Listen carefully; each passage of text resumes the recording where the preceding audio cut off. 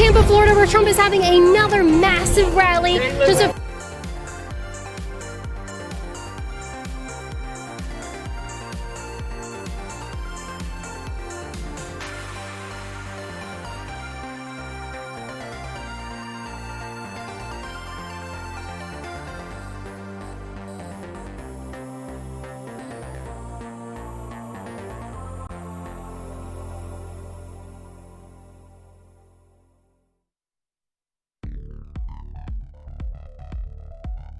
Trump.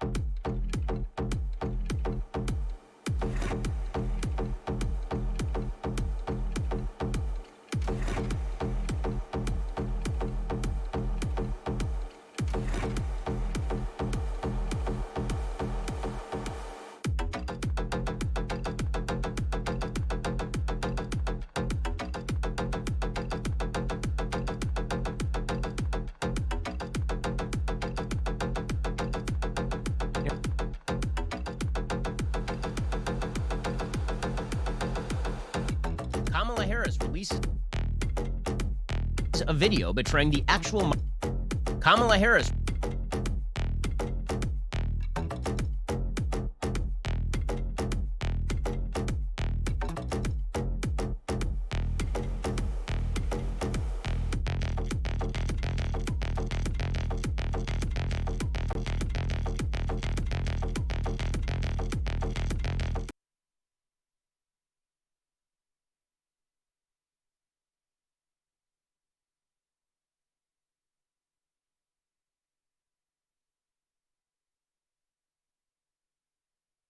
$56 million of.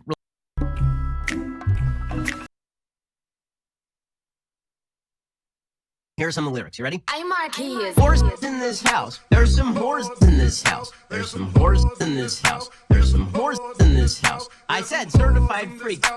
7 days a week. Wet ass P word. Make that pull out game weak. Yeah.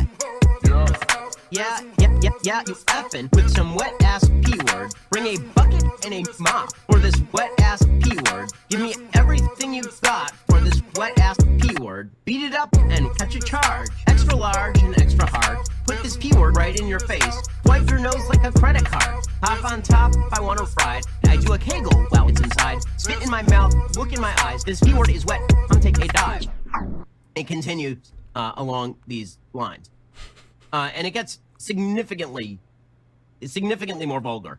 Like, a lot more vulgar. Talk your S-word, bite your lip, ask for a call while you ride that P-word. You really ain't never gonna ask him for a thing. He already made his mind up before he came. Now get your boots and your coat for this wet-ass P-word. Pay my tuition just to kiss me on this wet-ass P-word. Right, so, this is, guys, this is what feminists fought for. This is what the feminist movement was all about. Oh, no, he didn't. Hello, everyone, and welcome to a special pre-election edition of Chud Watch. Don't worry, I'm not stressed out at all. How are you? Today... I'm sorry for the shoutiness. Hello, everyone, for real. How are you doing? Today we're doing a special pre-election edition of Chud Watch. Today we're going to be looking at all of the people that we look at regularly, and we're gonna see their final thoughts on the election, okay? Because I don't know if you all know this, but tomorrow's a pretty important day. Tomorrow's the election day. It's the day that you should go to the poll, and there's a little circle, and you fill that circle, the one next to Joe Biden's name, and then you go home, and you just gotta do it. Go vote. So stressed. I am stressed. Also, Brandon VSC, thank you for following. Welcome to the stream. There was a bit thing earlier, too, that I missed. Let me go back and find it. Furia Furna, thank you for subscribing with a 4-month streak. There's nothing funny about and then, where are those bits? I don't know where they went. There were some bits somewhere. Huh. Larry Kins with 105 bits. I'm not even American, and I feel stressed. I'd imagine so. America has the largest nuclear arsenal on the planet. So who's in charge matters to everyone, whether they want it to or not. Okay, I can't find that initial 100-bit message, whatever it was. I apologize. Can't find it. Which is unfortunate. My scrolly thing won't scroll all the way up. Oh, there it is. No, that's the one I just read. Weird. Tucker White 94 with 20 bits. Tomorrow, America chooses its next puppet for corporate America. I'm just gonna open up a cold one and watch the United States burn. Look, guys. No. I agree. Biden's more centrist than I'd like, but there was a clear right answer tomorrow. None of this, like, giant douche turd sandwich meme. No. Not this election. That's right. No. Not gonna fly here. Go and vote for Biden. Thank you, Sugar. Oh boy. Sugary Zachary, thank you for following. Original Lila with 100 bits. Sorry for only now getting to watching your stream. Hannah, love you and excited for the stream. Hey, you don't have to apologize. No one's obligated to watch my stream. I'm glad you're here now, though. Welcome. So let's see who we're looking at today. Okay, we have John Doyle. John Doyle's followers, by the way, absolutely love when I cover him, so I'm sure they'll be thrilled. The original Lila with another 100 bits. I'll always apologize. Or I'll always... Okay, if you want to apologize, right on. Tucker White 94 with 20 bits. For the record, I want Joe Biden to win, just because the right-wing meltdown will be far more glorious and salty than the left's. Yeah, if the right loses, they're gonna be salty, and if the left loses, we're just gonna cry. We're all just gonna cry because we're genuinely concerned about the existential fate of our country and the people in it. MMO addicted to 20 bits. I got banned from a lefty subreddit for saying vote. You don't want to end up like Poland and Biden. Whilst shit is not Trump and will not accelerate this shit further, and apparently that was simping for liberals. Yeah, that's my least favorite thing about leftists, and I am one, is the idiots who are like, no, I'm just not gonna participate in the electoral process at all. That'll show them. Stupid. It's childish behavior. Captain Rose with 20 bits. If you're a strong leftist who doesn't like Biden, like me, you must realize our goals are more achievable under a Biden presidency than another borderline fascist Trump term, right? That's what I don't get, guys. Like, think of it like ceding ground in a battle, right? Like, you'd rather have more ground than not have as much ground just because you don't have all the ground. It's stupid. It would be like, how do I put this? Let's say you're in a battle and the general says to you, all right, you need to go take that hill over there. And you go, well, maybe I don't want to take the hill because we want the whole battlefield, right? We should just win, okay? I don't want to take the hill, okay? Because that's not what I want. I want the whole battlefield.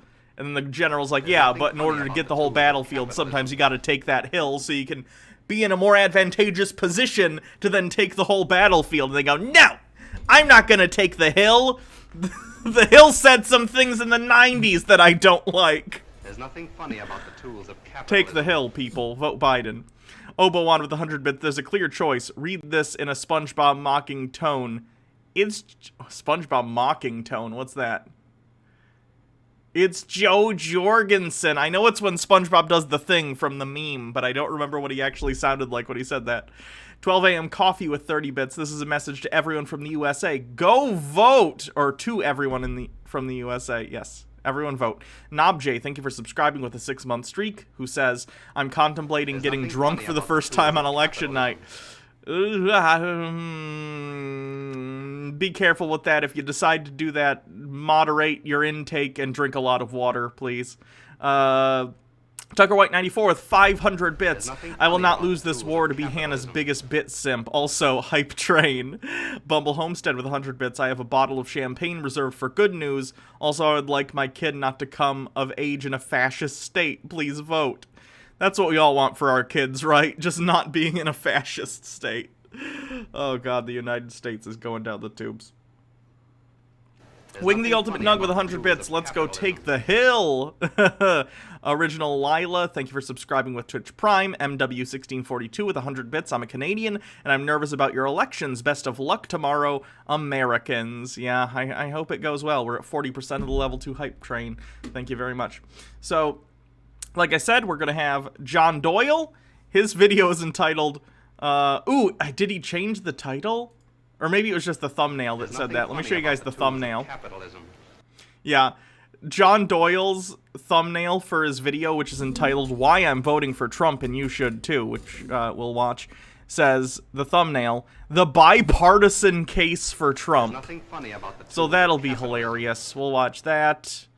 I'm addicted to 20 bits. Also, this is actual simping for Biden. He seems a good father. Also, I like that he admitted that his policies on drugs were a mistake during the debate, which, even if dishonest, admitting fault is not something Trump would ever do. I agree. And I think character in your public officials matters, and I think Biden has more character than Trump.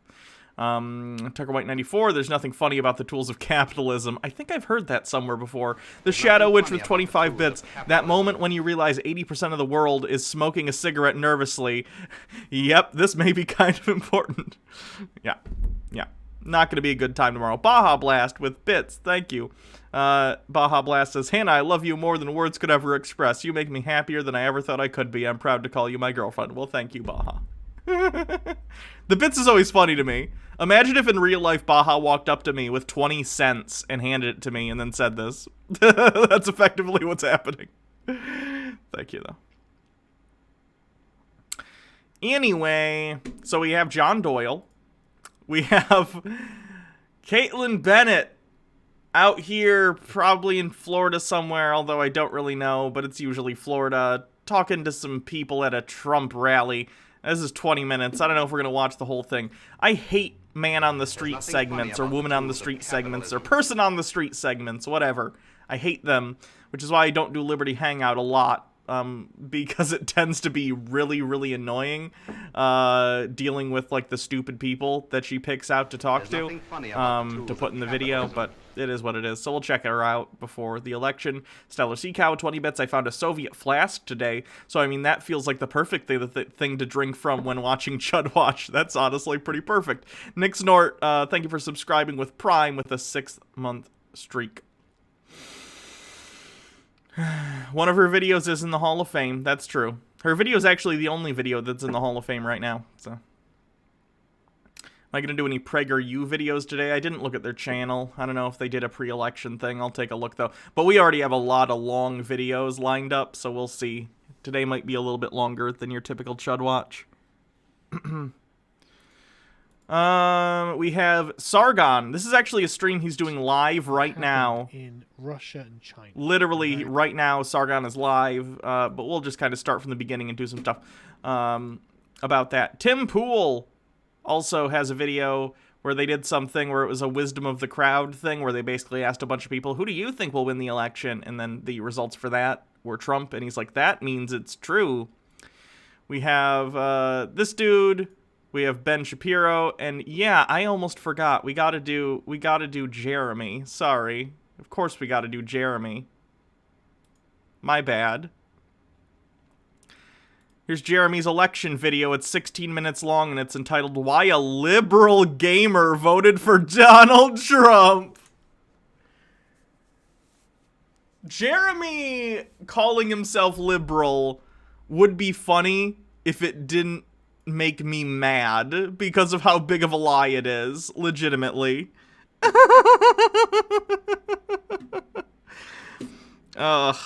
Anyway. So, what video should we do first? Thank you for the hype train, by the way. I don't know what level we got to. But thank you for it, nonetheless.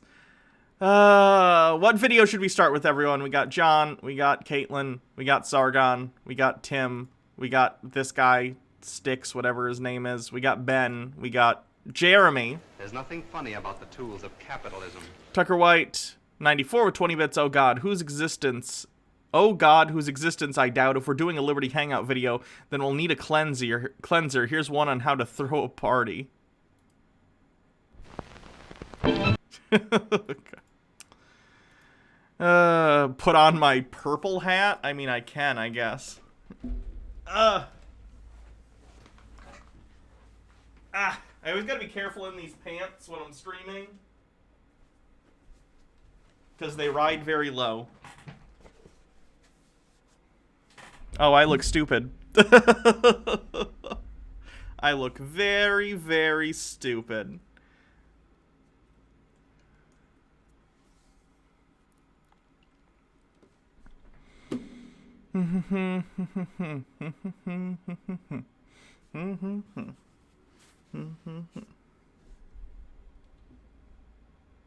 Doyle. Getting a lot of Doyles. Funny about the tools of capitalism. Stellar Sea Cow with 20 bits. Is that one poster behind John an anti-communist ad for Scott toilet paper? If any toilet paper feels communist, it's Scott. I think this one, it's a war bond poster. I swear he has this here just so he can put a swastika in his videos. I swear. Soily1, thank you for subscribing with a 3-month streak, saying, please vote, all of you. Yes, please. Gothgeek Gaming, night-long Chud Watch, 24-hour Chud Watch. That's what we're gonna do. And it's so long that I accidentally fall asleep and can't go vote. Alright, for real though. We'll start with John. So, John Doyle. It's time to do John Doyle's final video before the election. First of all, let me just say to people who are watching this on YouTube later, welcome, John Doyle simps. You seem to really enjoy to come and downvote my video, which I appreciate. I don't know if they know this. Chat, do you know this about YouTube? When you downvote a video, all you're doing is you're increasing its, like, interactions, and it gets bumped up. So my John Doyle videos are actually quite popular. Probably in part because of the increased interactivity, gifted to me by John's friends. So thank you, John's friends, for helping me out. I appreciate it. I know supporting trans people is very high up on your priority list, so it's always nice to see you put that into action. Praxis. It's important. So anyway, let's take a look at John's most recent video, his final video before the election, entitled, Why I'm Voting for Trump and Why You Should Too. And the thumbnail says that this is a bipartisan argument for why you should vote for Trump. John Doyle has never been bipartisan in his entire life, which isn't difficult. He's like 21. But nonetheless, I make fun of John for his age. I'm not that much older than John. It's just funny. It's just always funny to me. Because I feel like when I talk about things, I always try and temper it with like, hey, I'm just some jackass on the internet, right? You probably shouldn't listen to me. Whereas John acts like he's God's gift to conservatism. Like he legit thinks he's some savior and his ideas are going to save the party. It's pretty cringe. He was born in 99. What else came out in 1999?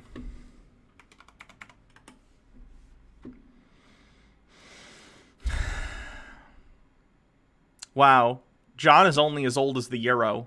That's a shame.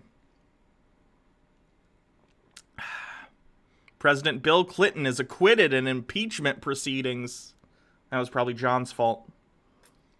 Anyway, enough with the jokes for now. Let's take a look at the John Doyle video. Hello there, ladies and gentlemen. Welcome to the video. This is going to be a bit different than what we usually do. Right now, I'm just going to explain fundamentally why I support Donald Trump and why I will be voting for him and why I think that you should too. And I know that many of you probably will also be voting for Trump. Maybe you already have, but I thought that it might be useful to make a video articulating why he's the best choice so that you can send it to your friends or family members who aren't voting or who just aren't voting for Trump. So you can have a better idea of what to say if someone asks you why you're supporting Trump, etc. And if you're one of those people who don't support Trump, but you're still here, you're still watching, like, seriously, thank you for that. I love that. I would also love it if you watched all the way through. Just hear me out. I'm just trying to extend an olive branch here.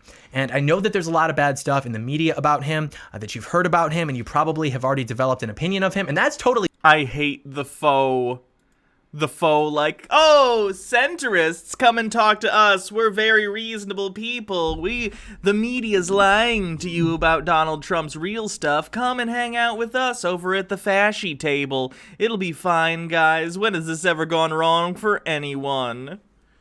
It's pretty gross. Fine. Like, I'll be totally transparent with you right now in that I am a conservative. I do support Donald Trump, and I did in 2016 as well, even though I wasn't old enough to vote for him at the time. But I'm not going to try to sell you. Translation. Let me tell you your talking points for the next 24 hours. Yeah, I get that a lot from people like John and Sargon. The idea that it seems that they're trying to be like, hey, here's the narrative. And that's a thing in like all political media to one extent or another, but I don't know. It always seems a little more blatant in them. I don't know. On conservatism, which might sound counterintuitive because Donald Trump is running as a Republican. He's recently described himself as conservative, and even I would say that he is conservative, but I would also argue that Donald Trump has actually changed what it means to be... I don't even know what conservative means anymore in terms of the American right. Like, in theory, conservatism should be like, I would think, oh, fiscal responsibility. We're going to make sure that the budget is balanced, and we're going to make sure that everything that's funded is funded appropriately. We're going to make sure that like everything's running fine. Oh, we're conservative. We don't necessarily believe in the government butting its head into social issues, but the American right isn't that at all. Donald Trump has raised the deficit every single year under his administration when it went down under Obama. He's not fiscally conservative. He's not responsible. He's not even about, like, oh, keep like, the courts out of social issues or anything, or keep the government out of social issues. The Republican Party very much wants the law to get involved in social issues. They just want to push them backwards to hurt people. So it's very strange. I don't trust anyone who calls themselves conservative at this point, because it basically has no meaning. Conservative in this country into something that is very good for our country.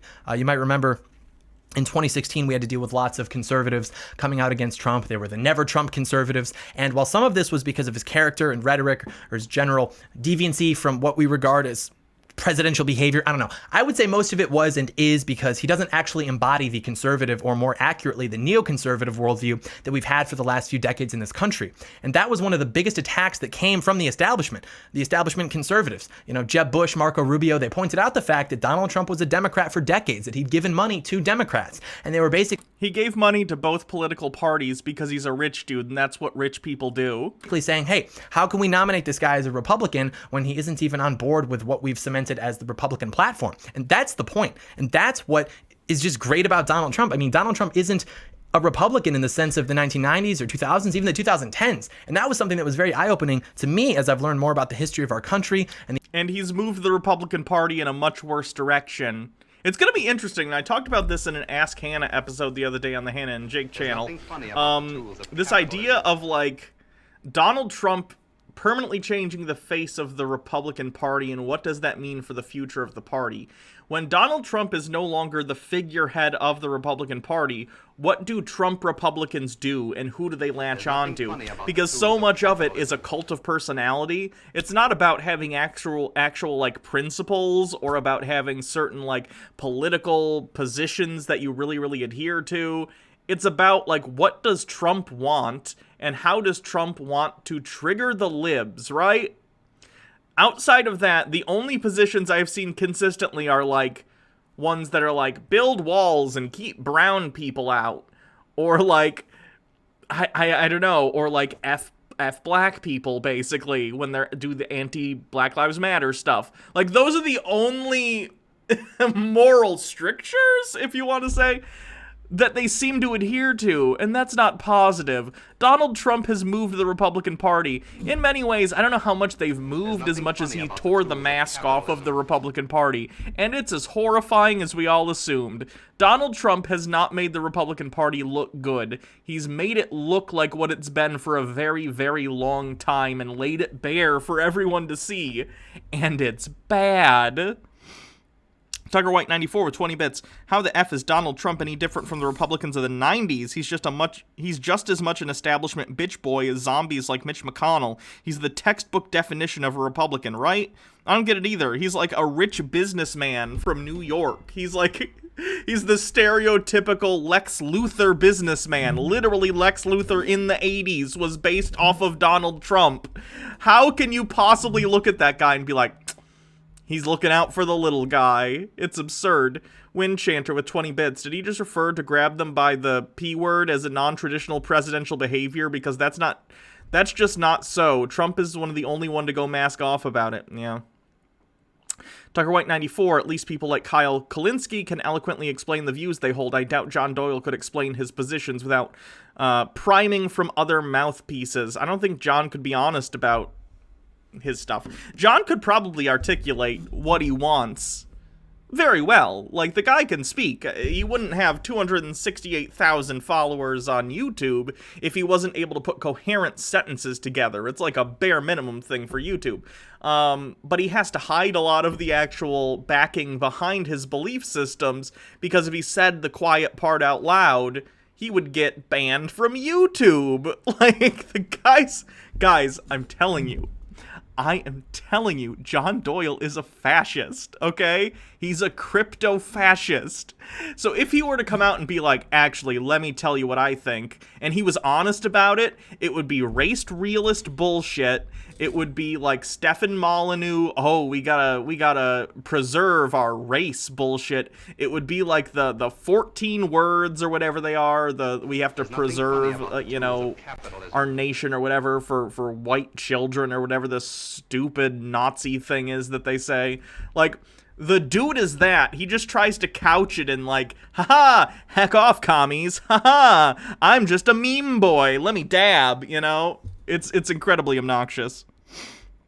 The Stellar Sea Cow with 20 bits, because he's from New York and they assume anyone from New York is a liberal elite, especially if they have money. Republicans are supposed to be down to earth. Republicans are not down to earth, though. They're not. It's a lot of rich people. And the evolution of the political parties, I realized... How do I put this?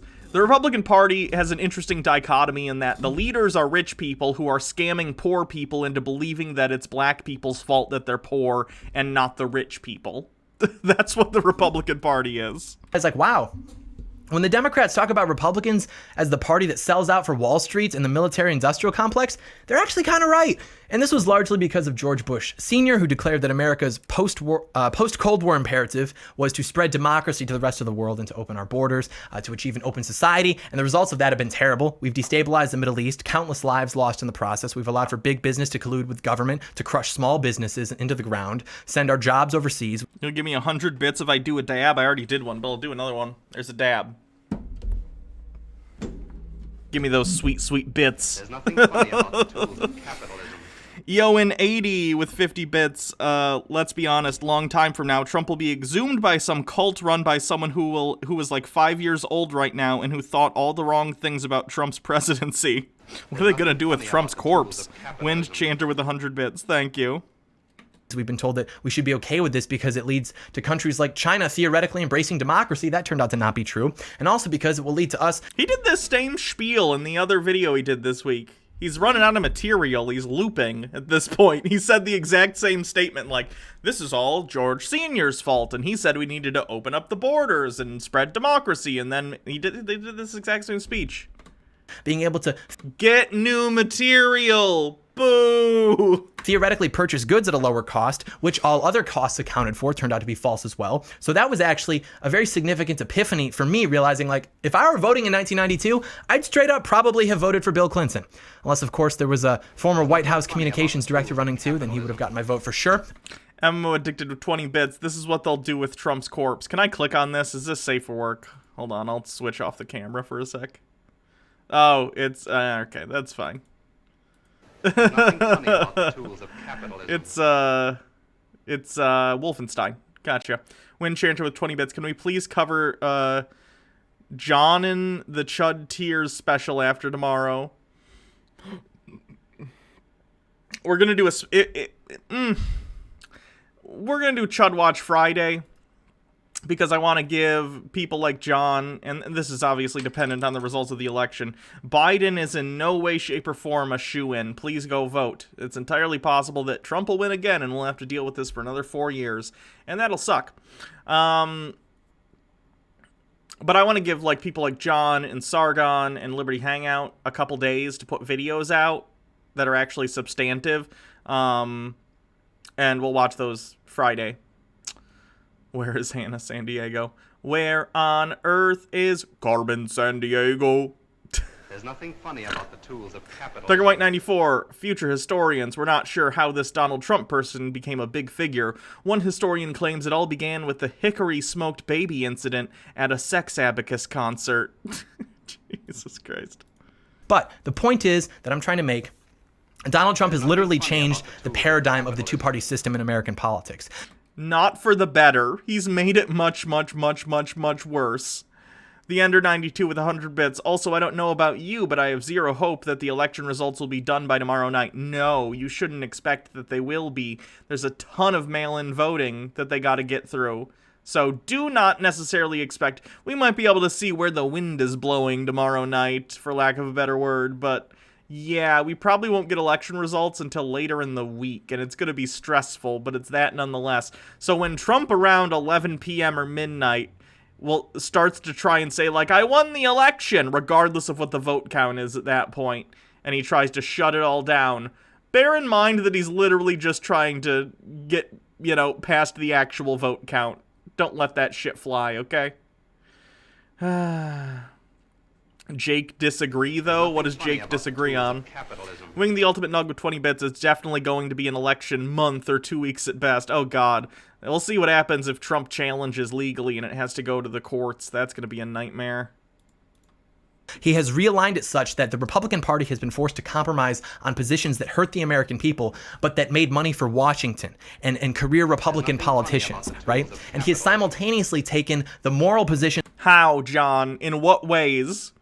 Nothing has changed. We had a huge tax giveaway, basically, that cut taxes for the wealthy permanently, but only did so for the middle class on a, I think it was like 4 years. I think next year the middle class Trump tax cuts expire, but the ones for the wealthy are indefinite. That's something that's going to require new legislation to get rid of. Like, what? John, no. We had some of the highest levels of, like, stock buybacks in decades after that. Companies, the big guy, the 1%ers, are flourishing at the expense of the workers. What do you not understand, John? Have you seen unemployment data lately, John? What will a Trump lame duck look like? Oh, here's my prediction. Trump is going to try and dismantle as much of the apparatus of the presidency as possible. He's going to fire every single person he can possibly fire with his power as the president, and try and send the why can't I think of the word? Executive. Wow, I'm blanking today. My stress levels are too high. He's going to try and make the executive branch go into complete disarray after he tries to dismantle it. Captain Rose the 20 bits, just a reminder for everyone in blue states to still vote so we can remind Trump he lost the popular vote when he pulls his BS. Yeah. From the Democrats, which has forced them to implicitly embrace the positions formerly taken by the Republicans simply to be in opposition to Trump. I saw a graphic on Twitter the other day that perfectly summarizes this, so I'll put it up on screen and explain it. So before Donald Trump, the positions of the Republican Party that were moral were that they were pro-life. Let's take a look, shall we? Pre-Trump, post-Trump. Moral policies pre-Trump. Pro-life, lower taxes, is lower taxes a moral policy? It really isn't. That's a selfish policy that's short-sighted. Pro-life, lower taxes, law and order, Wall Street, endless wars, military complex, and then moral policy post-Trump for Republicans. Pro-life, low taxes, law and order, anti-war, working man, Main Street. Anti-war. Hey, John. Remember how Trump pulled out of the Iran nuclear deal? The deal that independent inspectors were saying was working really, really well. And then he also launched missiles and assassinated a leader of that country? Cool. Working man Main Street. In what way? In what way has Donald Trump helped Main Street in any way, shape, or form? Again, the Trump tax cuts led to the largest stock buybacks from large corporations in decades. Why do you think that's a positive thing that Walmart now owns more of its own stock and can pump it up? Like, the stock market's an absolute mess right now. If anyone doesn't follow it, like, we are in a wacky bubble. We are in a wacky bubble, and in the next year or two, it's gonna pop, and they're gonna blame Biden when really it was a lot of factors, one of which was Trump pumping dumb amounts of money into it from the Fed to try and keep it from crashing during the COVID stuff. Let's see the moral policies, pre-post-Trump for Democrats. Pre-Trump, anti-war, working man, Main Street, illegal aliens, socialist media, abortion rights. Socialist media? Is that like Facebook, but we all get to own it? Wall Street, endless wars.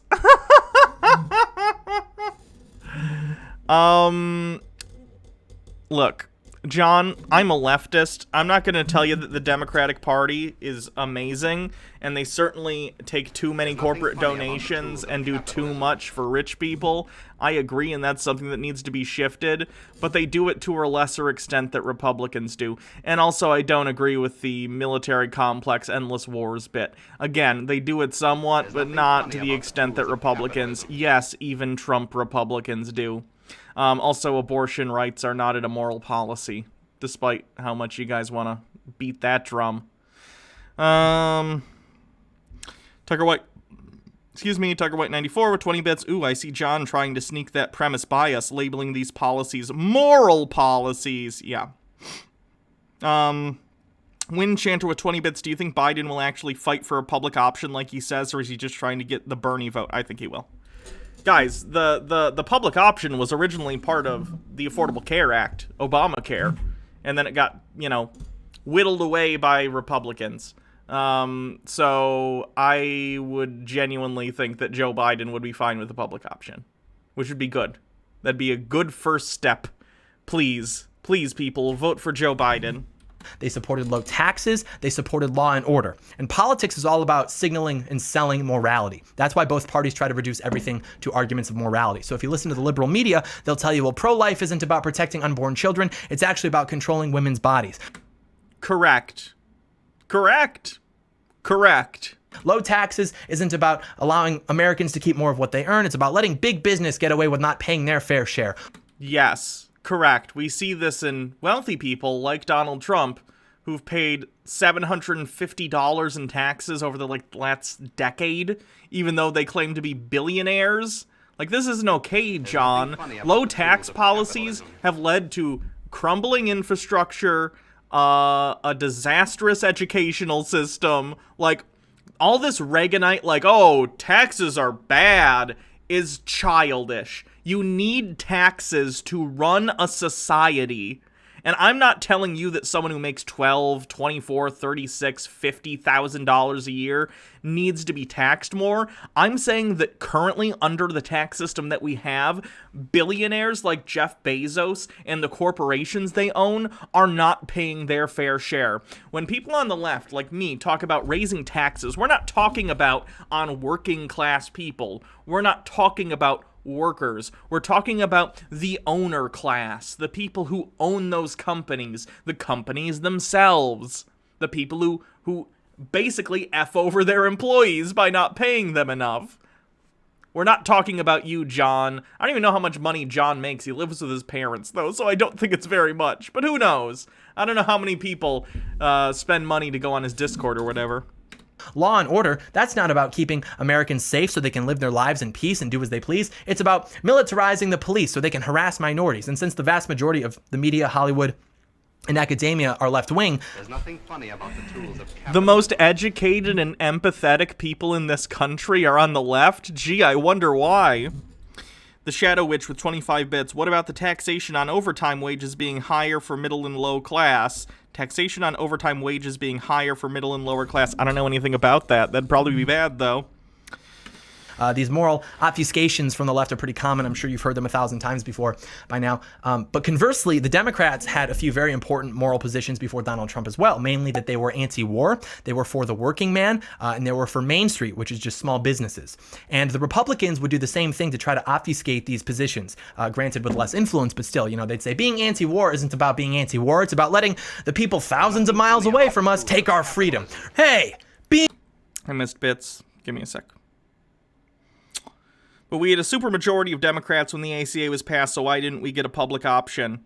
That would be, I think, due to a bunch of, what's the word I'm thinking of? Filibustering, and also Obama was too keen to meet halfway with Republicans, which he should not have done.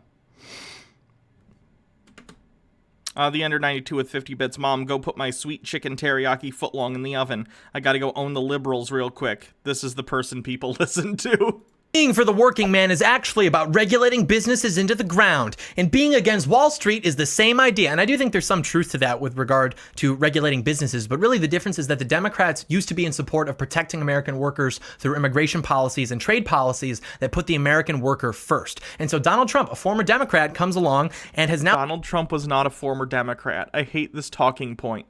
Giving money to a party when you're super, super rich does not make you a member of that party. He gave both money to Republicans and Democrats. It's for influence reasons. He talked about this during the 2016 election when he criticized Hillary Clinton, when he said, I've given you money, I've given other people money. You do it for favors, basically. now literally realize... Windchanter with 20 bits. So why do we think Joe Biden will succeed when he has more of a track record of working and giving away to Republicans? It's a good question. I don't know. I don't know how effective Joe Biden's going to be in furthering positive policies like a public option. I hope he is. We'll see what Congress's makeup is going to be and if we get the Senate. Because honestly, if the Democrats don't get the Senate anyway, even if Joe Biden wins, nothing's going to get done. But I'd rather nothing get done than the continued erosion of the function of our government by Donald Trump and the Republicans. It's better to stand still than to take steps backward.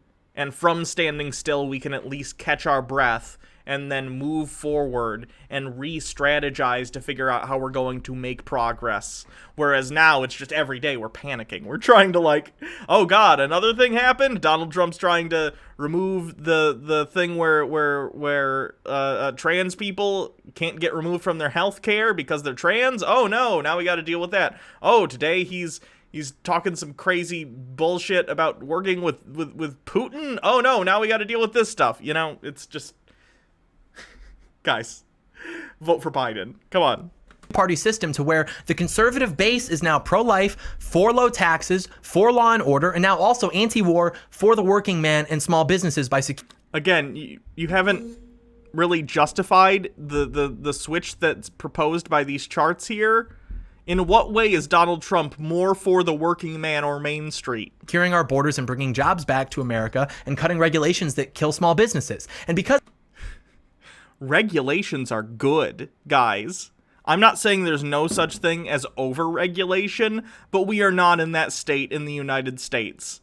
We do not have an overabundance of regulation. Regulations have been continually stripped from basically every industry since the 1980s. It hasn't worked out. You know what happens when you don't have stringent regulations? You ever seen those videos from other countries where people like get in an elevator or they open an elevator shaft and the elevator's not there and they just fall down the shaft? That's what no regulations looks like. It's not good. Wing the Ultimate Nug with 20 bits. Don't worry, we Gen Z will create a socialist party in 3 to 4 cycles max, at least according to the poll numbers and Pew Research about how socialist the youth are. We'll see. I would hope so, but there's no guarantees. Windchanter with 20 bits. I agree. Vote for Biden. Yes. Please, everyone listen to me and Windchanter. Go vote for Biden. Because of that, the Democrats have now embraced the immoral positions that hurt the American people. They are now in the pocket of Wall Street. They are now in favor of the endless wars in the Middle East. I would love to see your citation on that one, John. Tucker White 94 with 20 bits. Republicans aren't anti-war. In the most recent defense bill, only 6 House representatives voted against it. Yeah. The idea that Republicans are somehow anti-war now is mind-boggling. Do you guys... this is going to feel like 10 years ago. Do you remember in January or February when there was, like, the memes about World War III happening again because Trump, like, assassinated a guy? Like, do you not remember? Or in the missile strikes, do you not remember these things? This isn't ancient history, John. This was literally this year. They are now in favor of the military-industrial complex. They are now in favor of opening up the borders and granting amnesty to illegal immigrants. That's a positive thing. As far as I'm concerned, that's not a negative. They're in favor of unrestricted abortion access. There's nothing funny about the tools Again, of capitalism. Positive. Ammo addicted with 20 bits. Check this out, Hannah. It's amazing. Okay.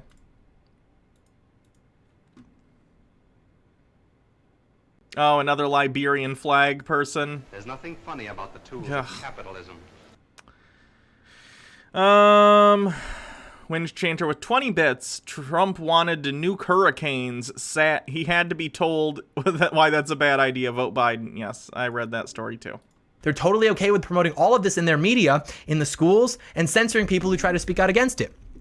And if there's one thing that you take away from this, the one thing that I really, really want you to think about more than anything is that are we really going to pretend that it's all a coincidence? Like all of a sudden, the entire media, Hollywood, the ruling class, Wall Street, the Washington establishment, the FBI, CIA, all of those agencies, all of the bureaucracy over which Trump is supposed to have control, the Democrats, many of the... Why did you list Hollywood in that list if you're going to end the statement with things Trump is supposed to have control over? I don't know if you know this, John. The president isn't supposed to have power over the media of the country that they rule. Not something that you're supposed to do. Wind Chanter, I don't know if I read that one. Maybe someone followed. Jojo Vizla, thank you for following. Republicans, especially in the first half of his term, are we really going to pretend that all of a sudden those... And also, yes, the FBI and the CIA are full of right-wing people. It's a law enforcement agency, John, and an intelligence agency. It tends to skew right-wing. What are you talking about? By the way, Trump's deporting fewer people than Obama did. I know. That's one of the things I criticize Obama for, was all the deportations and stuff. But I find it funny that people like John make the claim that, like, Trump is super duper hard on immigrants, illegal immigrants, when he's not, relative to even Obama. It's very strange. Those people have our best interest at heart, that all of a sudden, all of the people we know intuitively to be corrupt, to sell us out to make more money for themselves, and to gain more power, all of a sudden, they just decided Donald Trump, a man who was literally taking the moral positions from both parties to put the American people first, a man who was taken on... John, you're so close. We all recognize, at least everyone here in this chat, and probably a lot of people in your chat, recognize that we have a problem in this country with wealthy elites working towards their own benefit while it's harming the rest of us. The solution to that problem is not Donald Trump. Donald Trump is symbolically and literally part of the problem. He's a billionaire who inherited his money from his father and failed upwards for like 50 years. The guy is not going to solve your problems. He hasn't solved your problems. It's been 4 years. They had the Senate and the House for 2 of those years. Like, guys, Donald Trump isn't going to fix your shit. He doesn't care. It's beyond not caring. Donald Trump has been wealthy every day of his life. He has never struggled once. Ever. Understand that. He is incapable of understanding the problems that normal people face because they are so out of the realm of his experience, he can't even imagine them. Donald Trump is another rich asshole who wants to get as much money as possible, and it's like he doesn't even know why. It's just a game. It's a game, and you gotta get the high score. Don't vote for Donald Trump. He is not the solution to the problem of the wealthy taking advantage of the working class. He's the opposite. He's part of the problem. John's close to figuring it out. Yeah. Captain Rose, the 20 bits. Trump is deporting less, but those who are being deported are being dehumanized far worse than our already shitty experience Obama left us in that regard. I would agree. The original Lila says, I gotta go, Hannah. Going to play a game with my girlfriends. Hope the stream goes well. Again, love to and hope you're having a safe time voting. To chat, please go vote and stay safe. Well, thanks for coming to the stream. The Shadow Witch with 30 bits. You watched Sharknado in anticipation. You were in awe of Firenado, but now Trump has an idea that ends up being one of the scientists' race against time. It's Hiroshima coming summer of 2021. Funny. Windchanter with 50 bits. I want to hashtag save Dave so we can sick him on John Doyle. I don't think the save Dave thing is stupid. No offense to Jake. Dave is a lost cause. Why bother? Wall Street, the military-industrial complex, Big Pharma, all of the sudden, those people are just going to be honest with us that all of the sudden... John, Big Pharma has been entirely protected by Republicans over the last 20 years. If it weren't for Republicans, we would have a public option, and Big Pharma, that's only a thing that makes, like, the only for-profit healthcare system in the Western world is the United States. It's not working out. And it's been protected by people on the right. It continues to be. Donald Trump, for the past 4 years and more since the election, since campaigning for 2016, has been like, I have a great healthcare plan. It's the best healthcare plan. I'll reveal it very soon. And we're 4 years in, and he's still yet to reveal what his healthcare plan is because Republicans don't have one. Because their healthcare plan is being rich and paying for your own shit. And if you're not rich, F you. That's the plan, and they're going to continue to take kickbacks from large pharmaceutical companies and from the medical industry in general to make sure that that stays the status quo, because the second people start getting reasonable health care paid for by their taxes, that shit, the genie's not going back in the bottle after that. People are going to realize they've been lied to for decades by these people. It's going to be bad. The most powerful people in the world, the people who control what information is put on our screens and into our minds, that they're just going to establish a consensus that Donald Trump is actually bad and that they're going to be honest with us about that. I don't buy that for a second. Everyone around me, all the media, and most of the people in this country are telling me Donald Trump is bad. Am I out of touch? No, it's literally everyone else who's wrong. A Skinner moment. The unfortunate reality of American politics that we all know. Nothing funny about the tools of capitalism. Tucker White 94, by the way, here's a list of industries that contribute to Donald Trump. Oh, weird. Donald Trump takes a bunch of money from industry? Weird.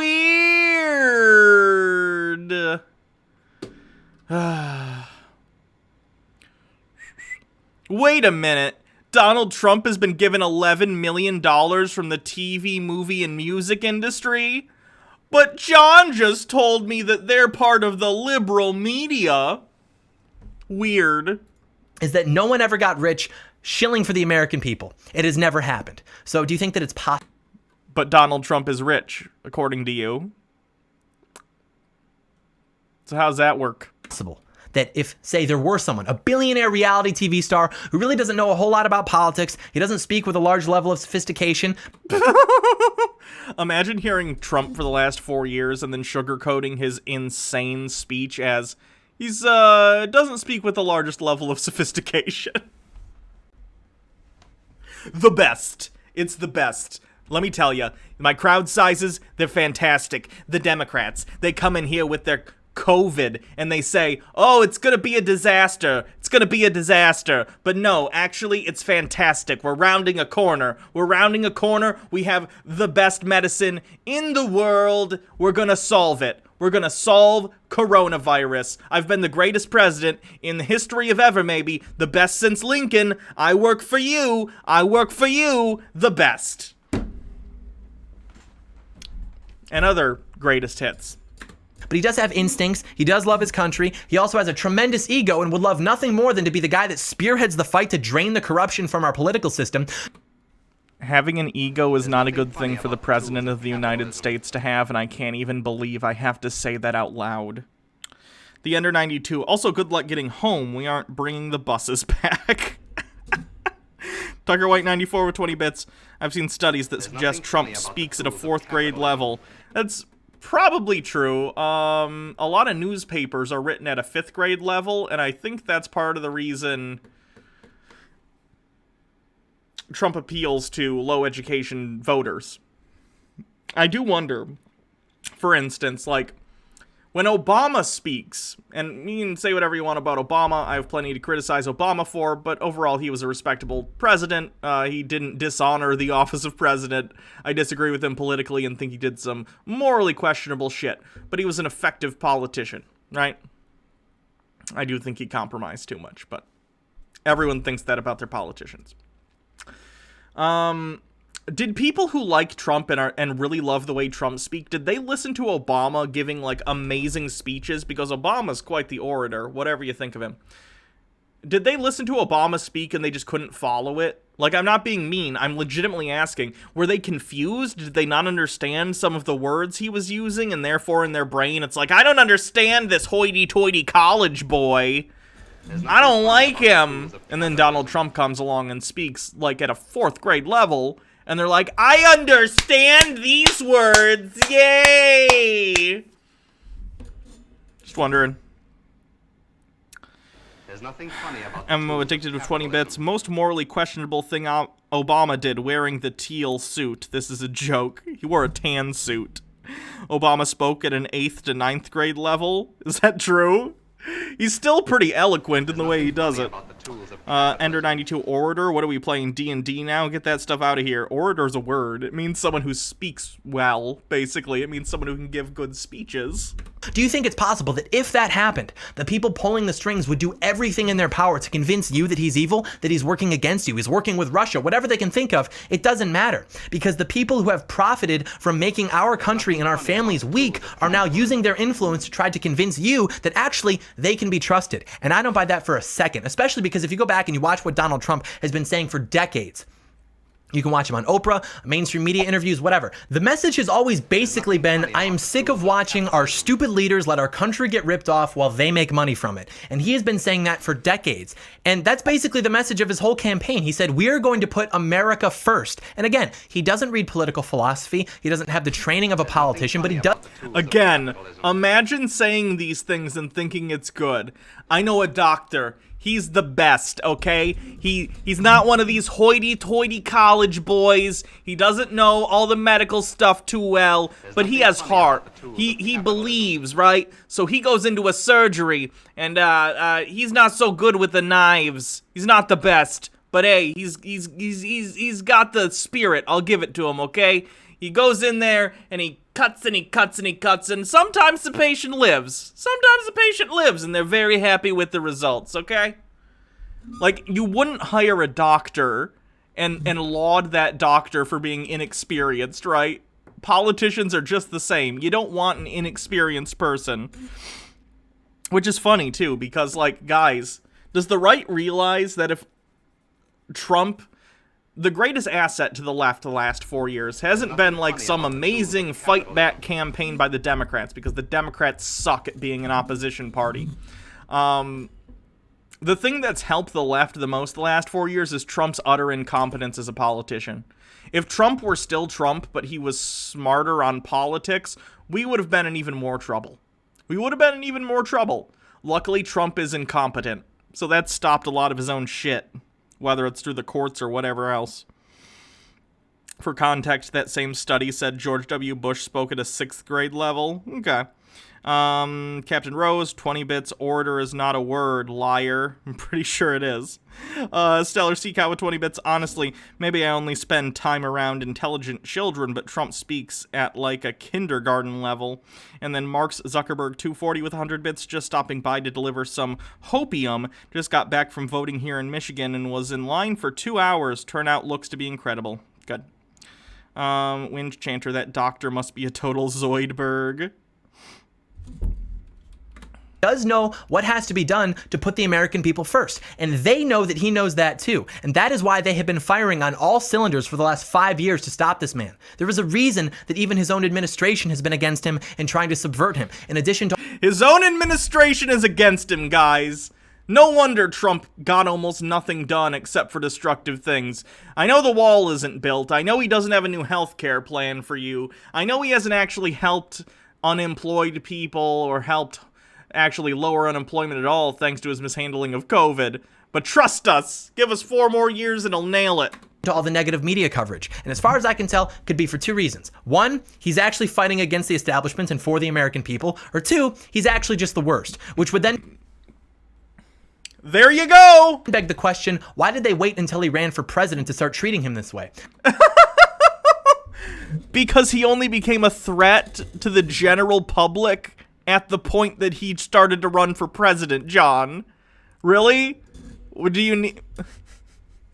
Like, imagine there's like a crazy homeless guy who lives in Central Park, right? And he rants every day about, the pigeons. The pigeons are going to control our minds. The pigeons are going to upend American homogeneity, and I cannot have that. And then one day, Pigeon Man runs for president.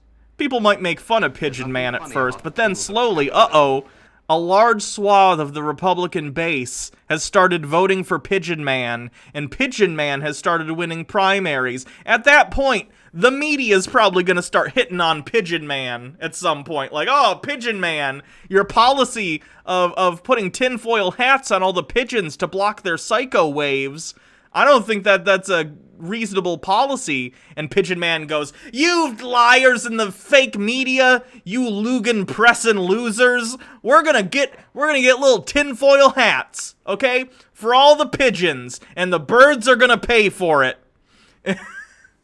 My point is, the reason that they didn't talk about Trump a bunch before he ran for president was because he was just another rich asshole doing his rich asshole shtick, which isn't something that the media, being corporate media, is good at hitting at. But once he starts running for president, yeah, he starts to harm other people in a more visible way, in a more substantial way than just your typical rich a-hole. So that would be why, John, if you're genuinely asking the question, which I know you're not. Orator is a word, you Googled it, and as we all know, Google knows all. Bow to Google, peons. Bow to your monopolist overlord of world information. Like, he used to be adored. He was a cultural icon. But then he ran for president. He lost hundreds of millions of dollars, even billions by some... Wind Chanter with 20 bits. He has a plan, Hannah. It's the best plan. It's going to cover everything. It'll cover pre-existing conditions, but it won't be Medicare for all because that's socialism. Estimates. He sacrificed his relaxed and luxurious lifestyle. He could have just retired, but no. He made all those sacrifices. And for what? Sacrifices. Yes, I wish I could sacrifice and go live at the White House. Jesus Christ, people. Daddy Sume with 20 bits. F all of you, Daddy is here. F John Doyle, F Trump, F Republicans. God effing dang. I wish this country every 4 years. I hate this country every 4 years. We'll see what happens tomorrow. Maybe you won't have to hate it this year. For you. I seriously believe that with all of my heart. The only reason a man like Donald Trump, who had everything he could ever ask for, would ever sacrifice that is because he loves his country, he loves the people in his country, and he has a or he wanted power.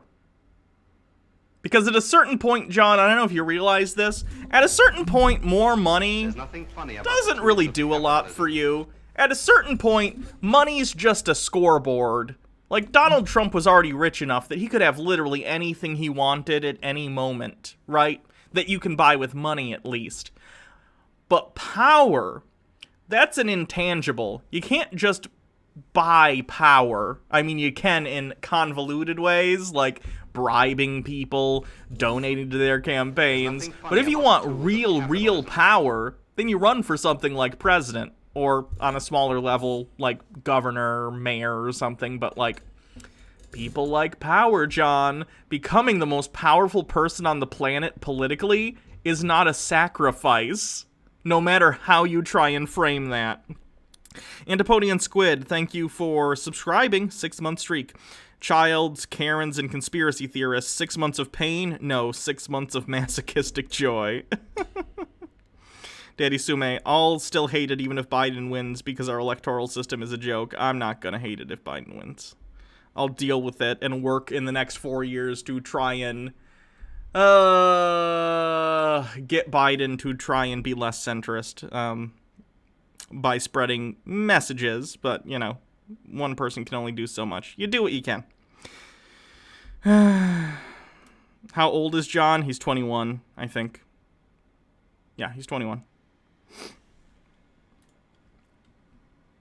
Perfectly, in my opinion. And that in itself is the biggest case for Donald Trump. He represents the American people. Washington, D.C. has betrayed us for decades. They have sent our jobs overseas. They have sent our young men and women to die in the sand for nothing. They've allowed drug companies to make billions of dollars getting Americans addicted to opiates. They've crushed... And your strategy for undoing all of this and changing things is to vote for the party that spearheaded all of the things that you're talking about? Interesting strategy. Small businesses into the ground while taking money from... Tiger White 94. Those who still think Trump's working for the people, here's a list of companies who've given him money, i.e. puppet masters. Yeah, there's a link in chat. We looked at it briefly earlier. Big businesses. These people are corrupt. They're sociopaths. And they're acting exactly as we'd expect them. Trump is a sociopath. If we're just calling people sociopaths, and we know there have been studies that have been done that, like, a ridiculous number of, like, CEOs and religious figures, I mean people who, like, work high up in churches and stuff, a large percentage of them are sociopaths, I agree. But if we're just gonna be like, hey, such and such people are sociopaths, Trump is definitely on that list. If we're if we're doing armchair psychology, Trump is a sociopath, guys. Trump is a narcissist at the very least. Them to act if someone were to actually pose a threat to the status quo. They are melting down, they are scrambling, and they are panicking. And it fills me with incredible optimism. And if I talk about it too long, I'll probably start crying, unironically. So in the meantime, we're going to talk about some of the specific issues for this election and some of the things that people say against Trump. But first, we have to thank our sponsors for this video. I put together a pretty epic commercial. So Jamie, pull the clip up. Yo, what's up, boys? You know what's epic? Being a boy. You know what's not epic? Not having a gun. Problem solved. Now we got a gun. You know what we don't have? Access to cheap ammo. Why is that? The pandemic, the election, the race riots. People are buying up ammo. And so what do you need? You need a bullet that can shoot forever and ever. And you know what else would be cool? If you could just do training in your own house. You don't even have to go to the range. You don't have to deal with all the FUDs, all the boomers, all the LARPers. We've actually got a product that can solve. I like that John doesn't think he's a LARPer. That's cute. Daddy Suman with 20 bits. Love you, Hannah. I can't stand Doyle today. I'm too pissed off at people. I'll see you all for a more fun stream next time. Funny about the tools Cool. of capitalism. See you, Daddy Sume. Sorry you can't handle John. Knob J with 100 bits. Isn't it interesting that a lot of John's arguments focus on how he feels? Yeah. He's the opposite of Ben Shapiro. I mean, Ben Shapiro does that, but he at least pretends like that's not what he's doing. About the tools of capitalism. That. It's called the iTarget Pro system for dry fire training. What do they give you? They give you this epic sled. They give you a bullet that shoots lasers forever. Allow me to explain. You take your pistol or your rifle. They even have them in 223, 556. You've got all your major pistol calibers, 9mm, 10mm. You've got your 38 special for revolvers. I forgot I'm supposed to go over to Jake's later. Whoopsie. There's nothing funny about the tools of capitalism. Dear God, it's the subway thing all over again. Nope, wait, that's just John. 2man642, 25 bits. John Doyle is the same age as my younger brother who used to buy Madden NFL every year. If I don't listen to my bro, why would anyone else listen to him? Whatever you want. Then you simply insert the forever bullet into the chamber of the pistol. We're good to go. Then you simply line up and then see that other bullseye. Another 10. 8. 9. The point being that it helps. Does he think this is funny? Is this supposed to be like a comedy bit? EON80, can I just say, as an economist, I get triggered so hard because these right-wingers take some crap from boomers at the Chicago School of Economics and think they understand how the whole economy works, yeah. There's nothing funny about the tools of capitalism. Undead Felis with 20 bits, look at Johnny Boy go. Helps you anticipate the recoil of the firearm. You know who does dry fire training? The U.S. military, law enforcement. Epic guys, this could be you. Hold on. Did someone say, do it again one-handed? Okay. 9. Did someone say, do it from even What is farther this distance? shit? Okay. And then we're gonna cut it, and I'm gonna be over here. Funny about the tools of capitalism. This will defend. 7. 8. 8. Now what's the benefit of being able to do this in the privacy of your own home? Train for every situation. Funny about the tools of capitalism. I'm training for every situation. Wind Chanter with 20 bits, don't think it's supposed to be funny. I think he's just LARPing extra hard so it's funny to us. It's gotta be, he's trying to be funny. It's just not very funny. Larrykins, it's not funny in the way he intends. How about that? It's funny, but not for the reasons he thinks it is. Knowing how young John is, I recognize the way he talks and reasons as someone who is learning how to argue a point in an essay for the first time. I mean, he went to high school. I'm sure he knows how to argue. Dr. Gamble, okay, he convinced me I'll get a gun. Can I have the gun that can kill the past so I can stop Trump from being elected? Jesus Christ. But I could possibly be in.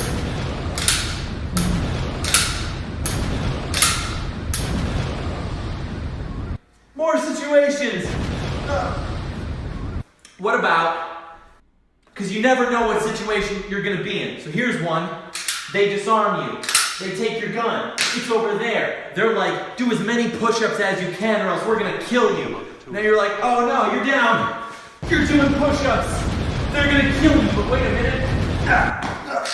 No. Not fine. Anything to say about it? So check the link out in the description. Get yourself one of these epic systems. They're a friend of the channel. It's well worth the investment. Well worth. Okay, so it's like a little toy gun thing that's like target practice for in your house. Sort of strange. Okay. Place your phone in our patented Target iSled phone grip with the back camera facing the target. Run the official iTarget phone app available on Android and Apple devices. Following the prompt on our app, load up your selected firearm with the iTarget official laser bullet. The iTarget offers a wide range of calibers for all types of guns. Fire the weapon at the iTarget sled target sheet and see exactly where your shots are hitting. Our app will track scores and analyze your shots in real time. Save your results and share with others. I feel like it's not going to be super helpful in getting better as a normal shot though, because there's no recoil. Like compensating for recoil, and I've only fired guns twice.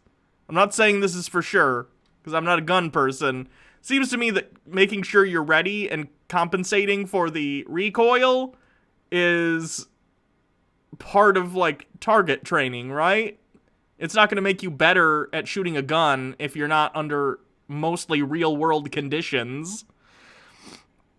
Logarth, it's a laser bullet that goes in a real gun that lets you practice firing exercises. It's actually used a lot, but people don't like them because it doesn't recoil. Okay, see? I just said that too. Cool. Furry gang, let's hype it, says Winch Chanter. At the time, very epic. iTarget Pro in the description. Let's go! Can you tell that I have fun doing those? But anyways, to get back to what we were talking about, you might have noticed that I say the American people a lot when talking about stuff like this. And there's a reason for that. And the reason for that is that our government exists first and foremost for us. It's like Abraham Lincoln said in the Gettysburg Address, a government of the people, by the people, and for the people. We're not talking about a world government where all 7 billion of us have to follow one set of rules. No, we're talking about Americans. That's a weird... Okay, Lincoln was talking about the United States because he's the president of the United States. Nowhere in the Gettysburg Address does Lincoln somehow be like, by the way, globalism bad, because globalism wasn't even a twinkle in the eye of George Soros at that point. So can we not pretend like Lincoln was somehow like, by the way, I know we're dealing with a civil war right now, but we can't do the globalism. Stupid. Captain Rose, the 20 bits at this point, why not just get an airsoft gun and have a real fun in your backyard instead of inadvertently training, because airsoft gun people aren't paying John to make an ad for them. Winch Chanter with just 3 uwoos. Highly Derp with 25 bits. Unrelated to the Doyle cringe. Hannah's looking cute today. Thank you. EON80 with 20 bits. It also comes with pre-wet pants, so it can simulate how you will actually feel with a gun pointed at you.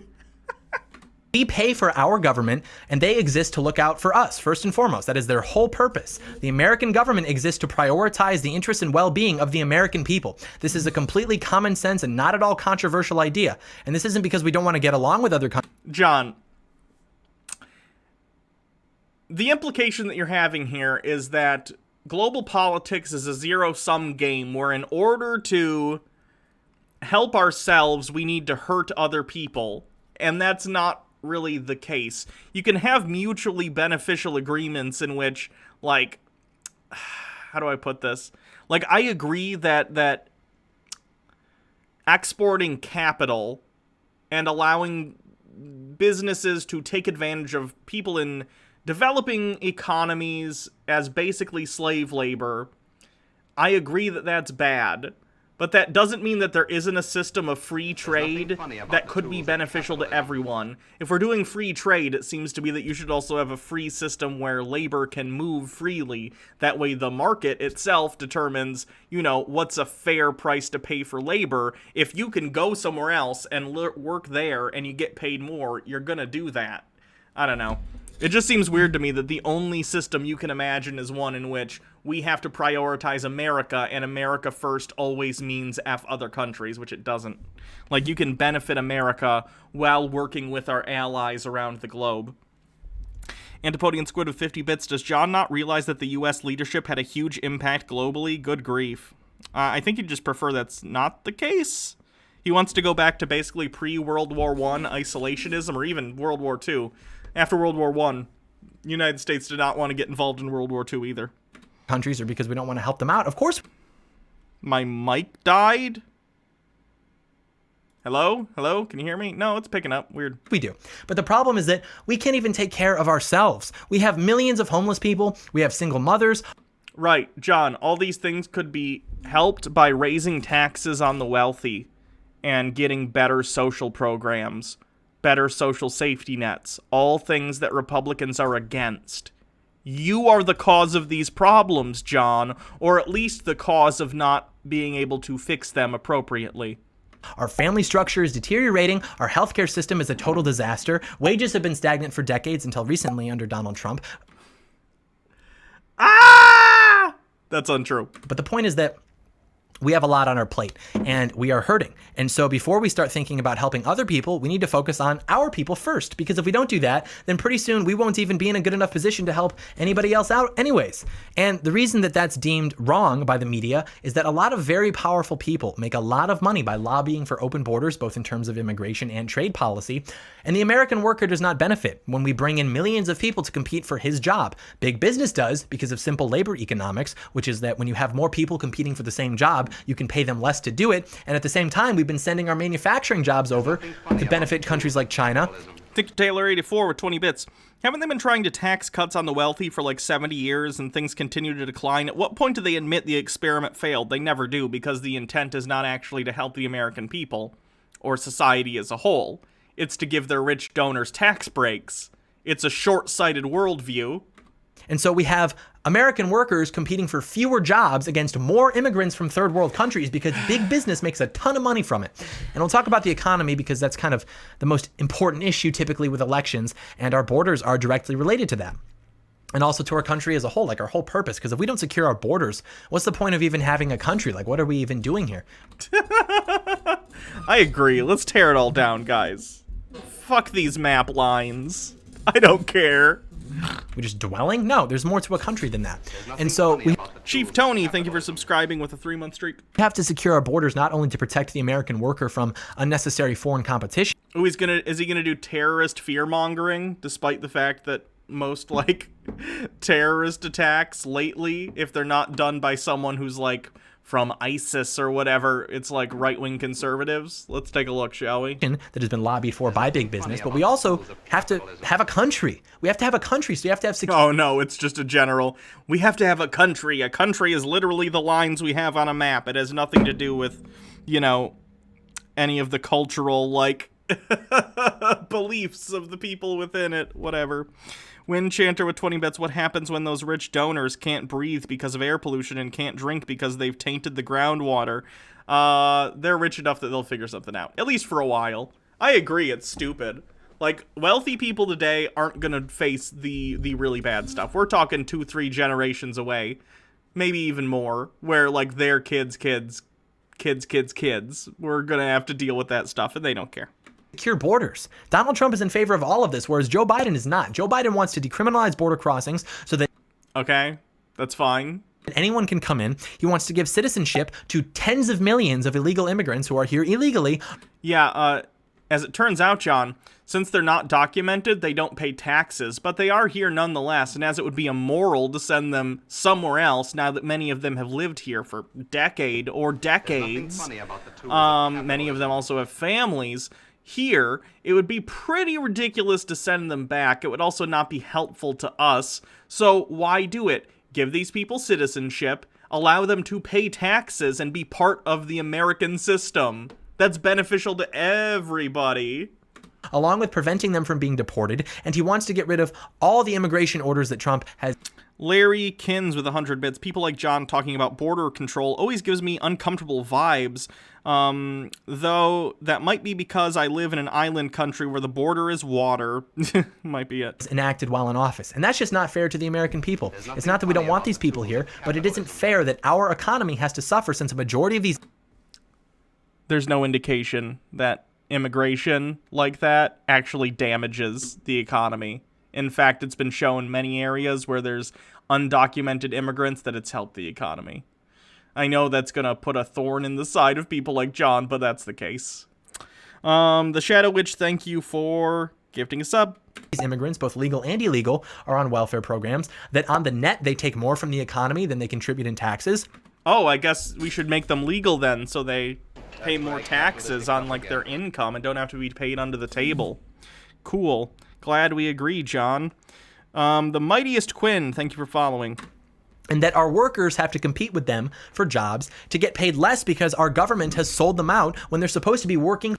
Hey, John, if you're concerned that capitalists, being the immoral people they are, and you recognize this inherently in the argument you're making, businesses are always going to try and race to the bottom in terms of wages. So what you do in that case is you make what's called, and hear me out, it's called a regulation, where companies cannot pay their employees lower than a certain amount. Actually, we already have something like that. It's called the minimum wage. So if you raise the minimum wage to a livable standard, then no one can get fucked over by their employer in that regard.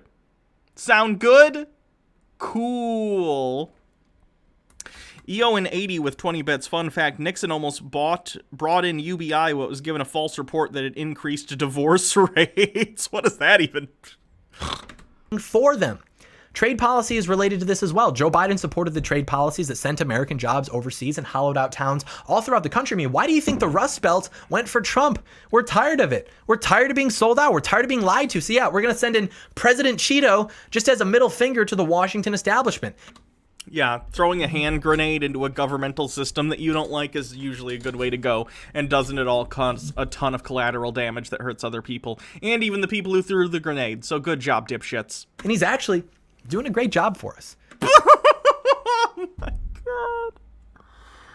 Oh, tomorrow can't get here soon enough. Please, please, please, everyone go vote. I really don't want to deal with 4 more years of smug John. It'd be great. There's nothing good about draining money and jobs from the American economy because experts tell you that it will bring democracy to the world and help us in the long run. Guess what? We've done it for decades. People are hurting. You were wrong. Stop speaking forever. Like, you have no credibility. And of course, the economy under Trump was roaring. We all know that, setting all sorts of records, lowest unemployment for all different groups of people, record high workforce participation, stock market was great, breaking records, manufacturing jobs were coming back. And then even after the oh my god, pandemic struck, our recovery has been better than all of the...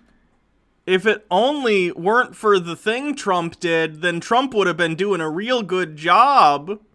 Interesting take. Doesn't make a lot of sense, but okay. Experts predicted, whereas Joe Biden's economic plan... I don't give a shit about GDP, by the way. What kind of weirdos like, oh yeah, I might be making less money than I ever was. And by the way, the job numbers that John was parroting also included the highest number of underemployed people. Again, in decades, underemployment is basically like, oh, I went and I got a master's degree, but now I'm working at KFC because I can't find a real job with the thing that I'm doing. So, John, what you're doing is you're basically saying, like, people are suffering, but at least we're producing a bunch of shit. I don't care. I do not care what the GDP is if people in the country have a lower quality of life. Stupid. Would set the country back. Joe Biden represents the administrative state. He represents the bureaucracy. And literally what that means is a bunch of losers sit in Washington at a desk making like 80 grand a year, and they sit there and they try to tell you how you should be running your small business. And they're never up for re-election because they were never elected, but they were put there to sit and soak up tax. Hey, dummy, every single government in the world needs a bureaucracy. Just shitting on it because you don't like the concept of it is stupid. How do you expect anything to get done? Like, we have elected officials, and those elected officials then hire people. but, like, that's part of the system. You can't just be like, I don't like government pencil pushers who actually make the government run. Okay, what's your alternative, John? Please, enlighten me what your alternative is to having people employed by the government to run the government. Taxpayer money while hurting your small business and helping mega corporations take up more of the market share. And that's why they're giving their support to Joe Biden. And that's why it's been proven that he would be a disaster for the economy, because the economy does well when the American people are put first. And Joe Biden is simply not interested in that. I mean, the guy who's been in Washington for 50 years, he's made millions of dollars. How? How do you make millions of dollars in politics? How does that work? At least Trump made his money in business, and then he actually... John, fun fact. You can actually go look. See, Joe Biden did this thing that every other presidential candidate has done for like the last 40 years, except for Donald Trump. He released like 17 years of taxes, so you can go look at Joe Biden's taxes and find out exactly how he made all his money. Trump refuses to do that, though. His taxes had to literally be leaked, which discovered that he's only paid $750 in taxes over the last however many years. He also owes like $500 million, or was it 900,000? I don't. It was between $500 million and like $900 million to someone that's due this year. It's a bunch of ridiculous shit. So, John, if you want to know how Biden made his money, it's all publicly available. Go for it. Go read. It's not unscrupulous. actually lost money when he got involved in politics. Do you think that 50 years later, Joe Biden's Wind Chanter, John may literally be the worst chud because he doesn't actually have arguments, he just has talking points. Yeah, it's real bad. suddenly going He knows what he's doing, though. He's aware. to decide to stop making deals that benefit himself and his friends and family at your expense? Absolutely not.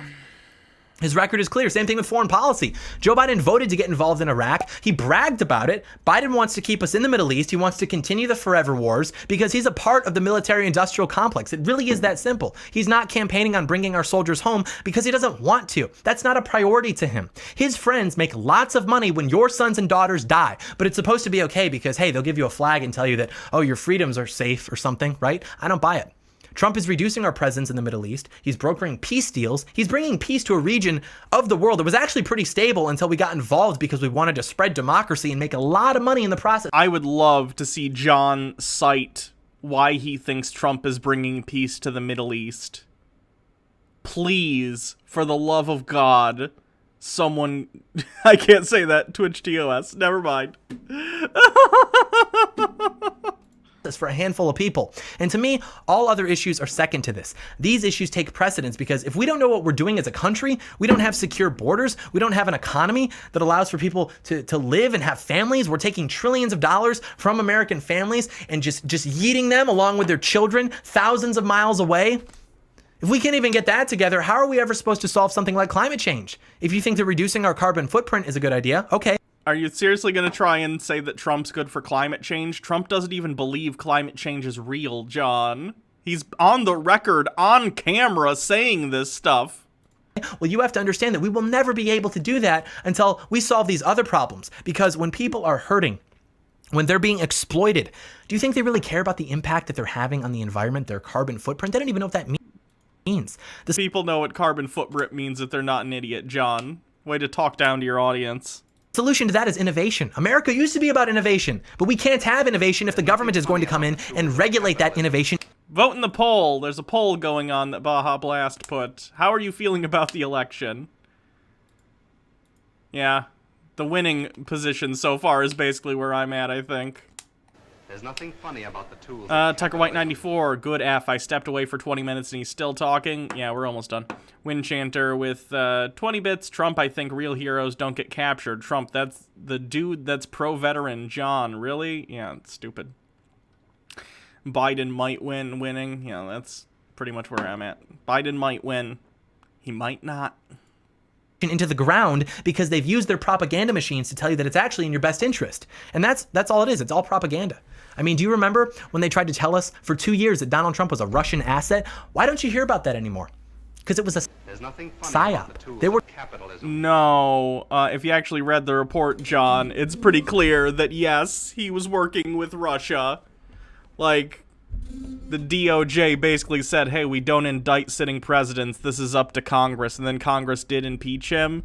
And then the Senate, because they're partisan, everyone's partisan, the Senate didn't remove him, even though the report was like, hey, this isn't good. And remember the whole individual one thing, where, like, Trump's lawyer is in jail for that, but Trump isn't, because, again, the Department of Justice, their official position, which is the stupidest position, is we don't indict or arrest sitting presidents even if they break the law. It's stupid. Chief Tony with 30 bits, just a friendly reminder to please vote tomorrow. Tiger White 94, he's so close to getting it. Yeah. We're trying to appeal to this long-held conception of American foreign policy that Russians equal bad. And then, like, yeah, okay, hello. No. Russians, the people who live in Russia, do not equal bad. Like any country, Russia's full of, I'm sure, wonderful people, with different beliefs and morals and all that. Like, it's a whole country full of people. What we don't like is the government of Russia, John, because Russia is an autocratic state run by a de facto dictator, and they also really don't like gay people. That's a benefit to John. But actually, John, I don't know if you know this, but it's not good. Putin's not a good guy. Putin murders political rivals regularly. He's not someone you want to be friends with.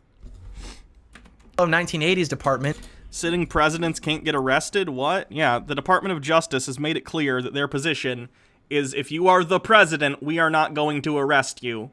That is, you could murder someone as the president, and the Department of Justice isn't doing shit. Stellar Sea Cow, so when Biden is sworn in, does that mean that they can then arrest Trump right then and there? I mean, who's gonna do it? Nothing's gonna happen to Trump, guys. Don't expect that. Like, the American justice system is not made with making rich people, like, account for their crimes. It just doesn't happen. Don't expect anything to happen to Trump. Can we get our foreign policy back? Let me put it this way. Nothing happened to Nixon, nothing's happening to Trump. And I know part of that was Nixon got pardoned, but even if he hadn't been, nothing would have happened. It just wasn't true, so they moved on to the next thing, and that's all they'll do, forever. And if Trump loses, they'll tell you, okay, we made a mistake, but it's okay. Let's just make sure that something like that never happens again. Shh, and then it'll all continue. The establishment will return to business as usual. They will profit. You and your families will suffer. It really is that simple. Doubt.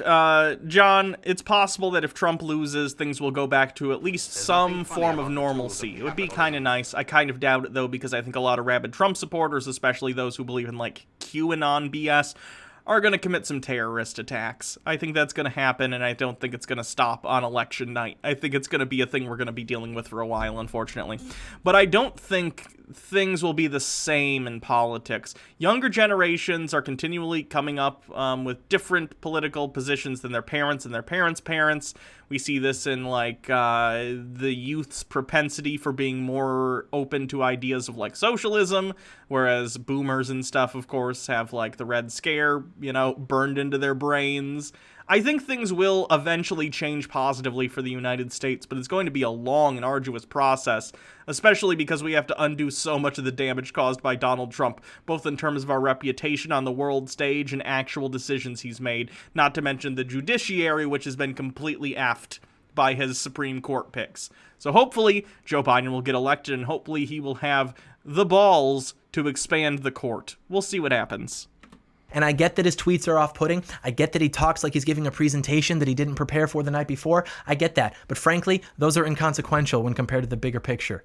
All of that is insignificant compared to what he actually represents here and what this election seriously comes down to, which very simply put is that a vote for Donald Trump is a vote for putting the American people first. And a vote for Joe Biden is a vote for returning to the status quo of putting the Washington establishment and the ruling class first at the expense directly of the American people. No. Be smart, folks. Hey guys, if you like this video, Jesus Christ. Let me help John get his interaction up. It's very frustrating listening to John. Because none of it, and other people mentioned this, it's not really argumentation as much as it is parroting talking points. And we all do that Nothing to an funny extent, about the but tools of capitalism. it gets increasingly frustrating coming from John, especially knowing his background, because he doesn't know anything about the real world. Like, I'm not going to pretend I'm the most worldly person ever, but I'm like an adult person who owns my own business and have for almost There's a nothing decade funny now. about the tools I of have a house, capitalism. I have a mortgage, I have a car that I make payments on, you know what I mean? I pay my bills monthly. John is a Subway employee who lives with his parents and has a YouTube show where he has a gun in the background, and that's the extent of his life experience. So it's just frustrating listening to him talk like, I know what I'm talking about. I am conservative. Okay, what have you done, John? What have you done in your life that makes you think you know anything about the real world? It's just weird. Like, John lives in a wealthy area. The funny thing is, John will claim, oh, I'm from Detroit. I'm from Detroit. I know what it's like living in the city. John lives in a wealthy suburb of Detroit with his parents. It's just frustrating. I don't think never once has John struggled and been like, how am I going to get food today? How am I going to pay that bill? How am I going to pay my mortgage or my rent? And yet he thinks he's this, like, big brain political boy, and it's so weird. John, you don't. Grow up. Nothing funny about the Grow tools up, of John. Get an apartment and go live in the real world for a while before you start casting aspersions on other people for their political beliefs. It's just ridiculous. Wind Chanter with 20 bits. He's hoping to get that sweet toilet paper, YSA, or Coke, brother cash. Can we Jeremy? Probably. The stream's going to get cut a little short because I forgot I had to go to Jake's later. But yeah, we can do some other stuff. Let's do Jeremy. Oh, this one's 16 minutes too. Shit. Okay, we can do this. So the Quartering also has a video pre-election entitled Why a Liberal Gamer Voted for Donald Trump in the 2020 Election. Jeremy referring to himself as liberal is one of the most depressing and hilarious things I've ever heard. Jeremy, you are not a liberal, and I know. I dislike liberals. You're not a liberal. You are a right-winger, and I know that, because I hate right-wingers. Jeremy. Liberal. Cool. Antipodian scored with 20 bits. He needs to learn to survive that sweet, big Subway money. Doing content at Jake's? No, we're doing a D&D thing, but it's not like a stream thing. We're working on something. What's going on, everyone? Jeremy here from The Quartering, and it's about time I make my cringe election-themed video. Look, I understand that my position has been, and it will continue to remain, that you should not listen to any talking head tell you who to vote for. Whether that's a Unless it's me, then go and vote for Joe Biden. Hollywood celebrity, your favorite YouTuber, or your mom, or your wife, or your brother, or the people at your job. Wind Chanter, glad to hear you're hanging out with Jake. Yeah? I mean, we're friends. Tucker White 94, I'd just like to give some bits to say I'm still the bits leader, bitches. There's nothing funny Only about the you tools of capitalism. should decide who you vote for. You shouldn't vote because you feel pressured. You should vote because people have fought and lost their lives for our ability to vote. Women in particular fought very hard to vote, yet turn out in legendarily low numbers. And I know that my audience skews about 90-10 men to women, but fellas, you know, make sure your wife comes with you to vote, There's or your nothing funny girlfriend, about the tools of or capitalism. ask a female friend of yours. You know, maybe it's a nice little, maybe it's a date opportunity. I don't know. It's a good conversation starter. Koya Tree with 50 bits. Gonna head out and keep away from the news and social media the rest of the week. Wish me luck at the polls tomorrow. Happy voting, everyone. Well, thanks for voting. Tomorrow, go out and vote. Thanks for coming to the stream. You know, you say, hey, have you voted yet? No. You want to go together? And don't ask them who they're voting for. Don't make it all political. Just make it an event. I'm so tired of all this politics and my voting. Because Don't make it political, guys. You're gonna make it super weird, like Captain Marvel. I promise you that when you vote, it feels good. It feels like, hey, I've done my civic duty. And one of the most important things that voting gets you the right to do, which, as an American, He's gonna say complain. It gives you the right to complain. and an internet personality is very important to me. It gives you the right to complain. This is very important.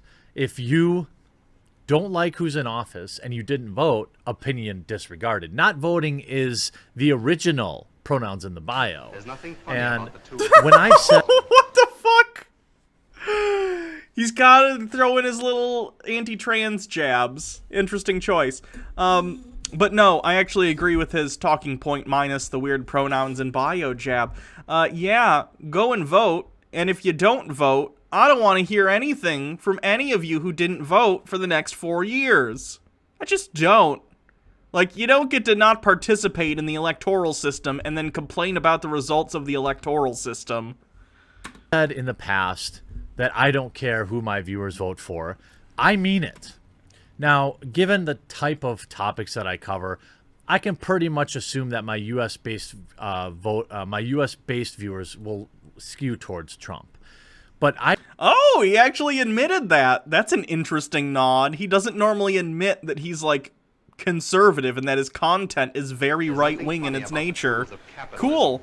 Windchanger with 20 bits. Let's start a rumor that voting turns you gay. The right won't risk it.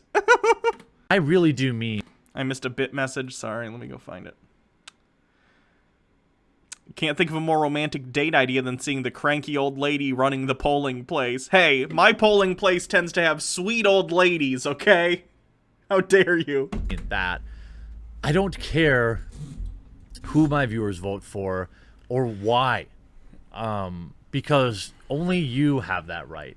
It's the same way I view many of the legislations in this country. If I had to define myself, this is, a common question that is pondered by many of my detractors, as Phil would call them. There's a couple of YouTube channels that obsess over me, which is cringe Hey, Jeremy. How you doing? because I'm basically a nobody. But Jeremy, don't you understand?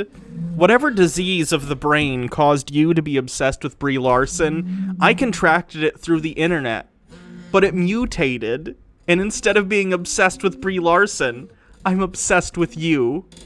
It's like that PSA from the 80s or 90s when the dad finds, like, drug paraphernalia under the kid's bed, and he's like, who taught you how to do this? And the kid cries and goes, I learned by watching you! This is that, but through the internet. they think I'm some, like, far-right guy. In fact, I'm pretty liberal. Hold on. Let's go look at Jeremy's other channel, Midwestly. This is Jeremy's second channel. This is where he does all politics. Let's see what he does. Leftist meltdown over Amy Coney Barrett. Record-breaking economic recovery under Trump. Hunter Biden emails confirmed real. Biden bus trolled. Trump surges ahead. Biden scared. Hunter Biden text leak. Amy Coney Barrett will be confirmed. Yeah, very liberal. This all looks very liberal, Jeremy. Especially all your anti-Biden videos. There's nothing funny about Very, the tools of capitalism. very, very liberal. This would be like if I made a video where I was like, well, you guys know I'm a center-right person, so let me talk about how much I actually, as a center-right person, want to vote for Biden. It would be ridiculous. I would rightfully be called out on that lie, because it would be a lie. Just like Jeremy saying he's a liberal is a lie. Jeremy, if you were a liberal, I would hate you so much less. Not none, but less, right? Jeremy, if you were a liberal, you would be the kind of person who'd be like, "Yay, Captain Marvel! It's about time we got a woman superhero! Hooray!" Whereas I'm over here as a leftist being like, oh, I enjoyed Captain Marvel. It was a good movie. It's cool that it's like a lady superhero, but I don't, base the quality of the movie on that. It's a tertiary thing that's just cool. Jeremy, you are not a liberal. You're not a liberal. Stop saying that. It's a lie.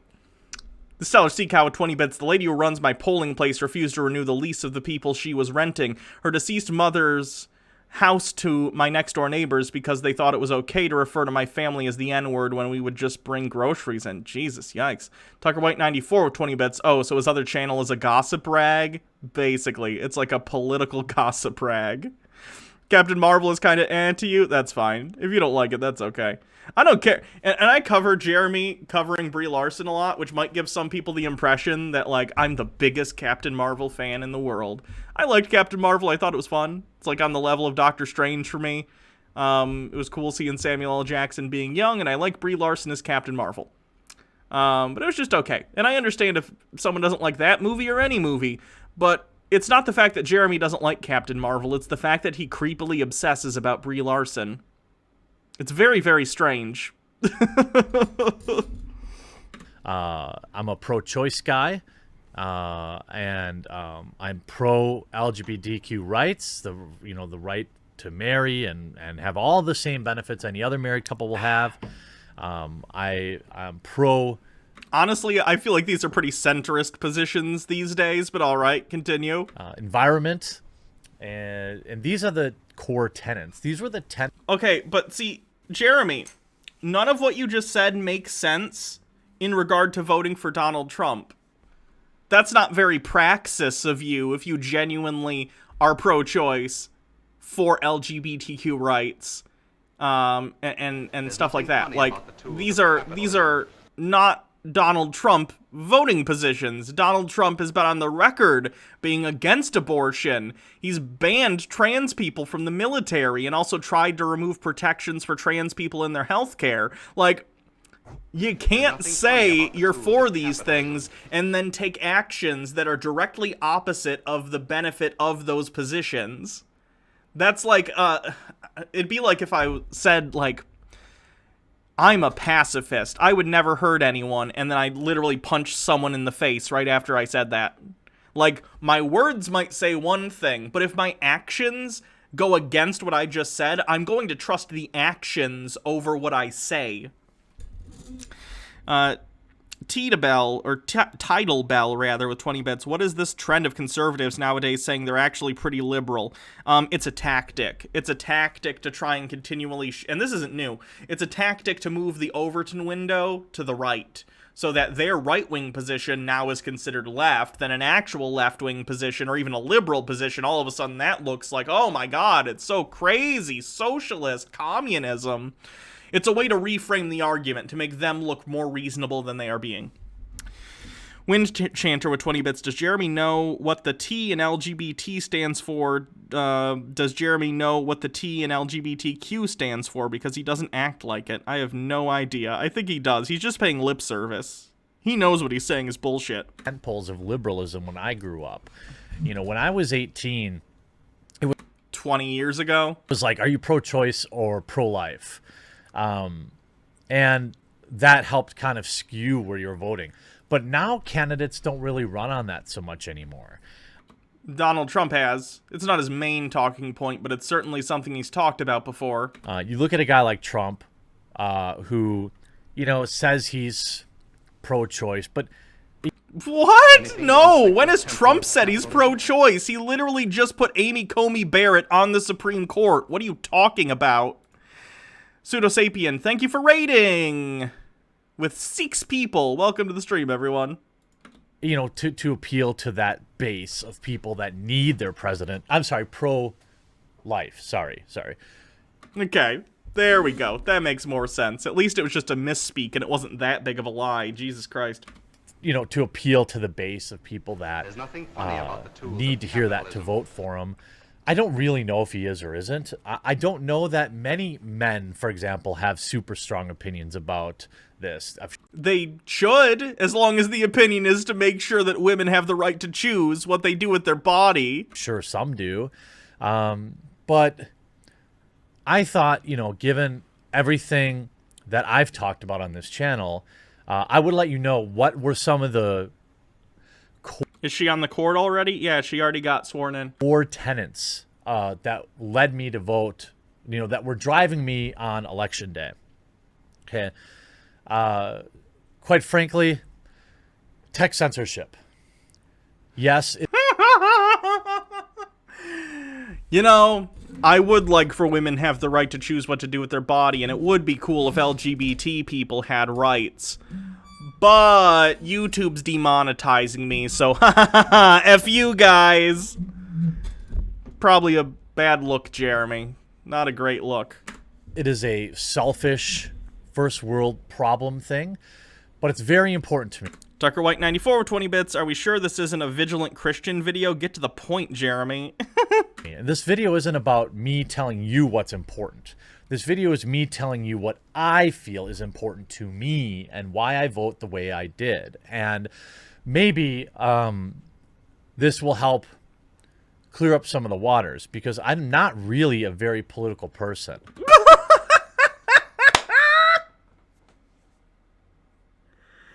Jeremy, yes you are. You literally, we just looked at your politics channel. You have a whole channel that's just politics. That you, it was 4 hours ago, 5 hours ago, 6 hours ago, 3 days ago, 4 days ago, 6 days ago, that you post to regularly.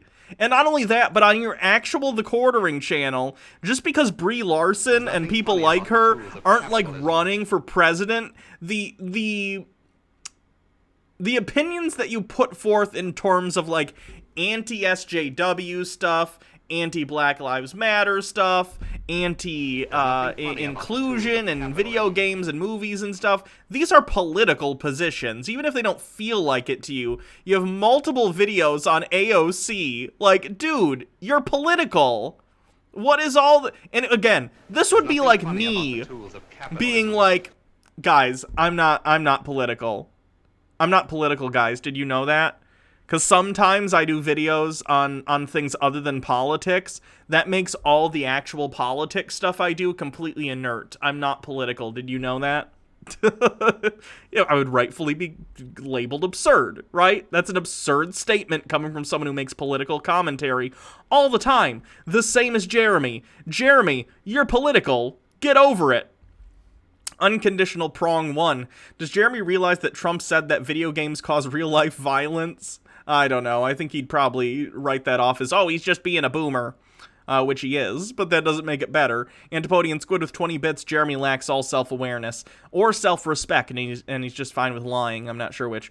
Wind Chanter with 20 bits. Can we get a Brie Larson to run for president just for the lulz? No, not even as a joke. No more celebrities, okay? That's a rule. Let's write that in the new constitution. No celebrities are allowed to run for president. I'm mostly libertarian. I don't want the Which is it, Jeremy? Are you a liberal or are you a libertarian? Because those things don't mesh. You can't just start using a bunch of words government that mean different things. Messing with anything. I want the tiniest possible government. I want the tiniest possible interaction with them in my life. Yes, the very liberal position of I want the tiniest government possible and I don't want it to interfere with my life at all. All the troops home. I want to take care of our own. So tech censorship is a big one for me. And censorship in and of itself used to be a liberal issue. Apparently, now it isn't. Because, Jeremy, you're not being censored.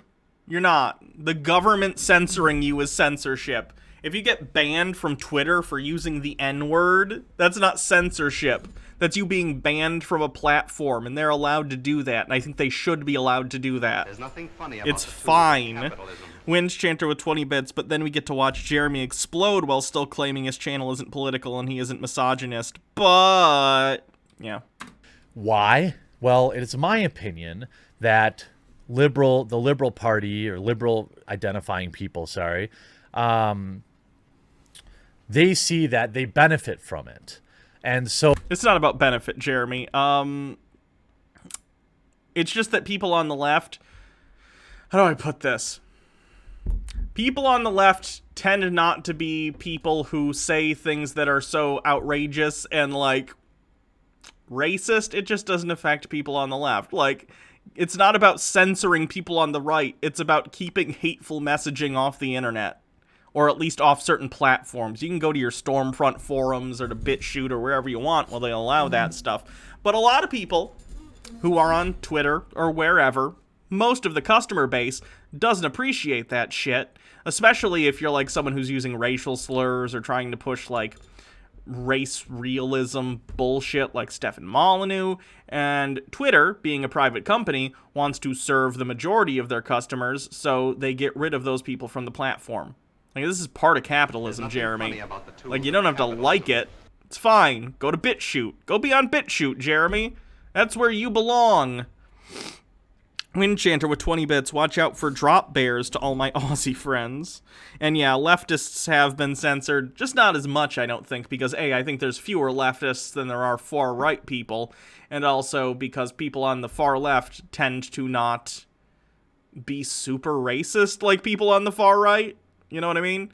Like, they get banned on the left for maybe calls for violence or something, like political violence, which I don't think you should do. But people on the right get banned for stuff like, you know, throwing around racial slurs. It's just a different thing.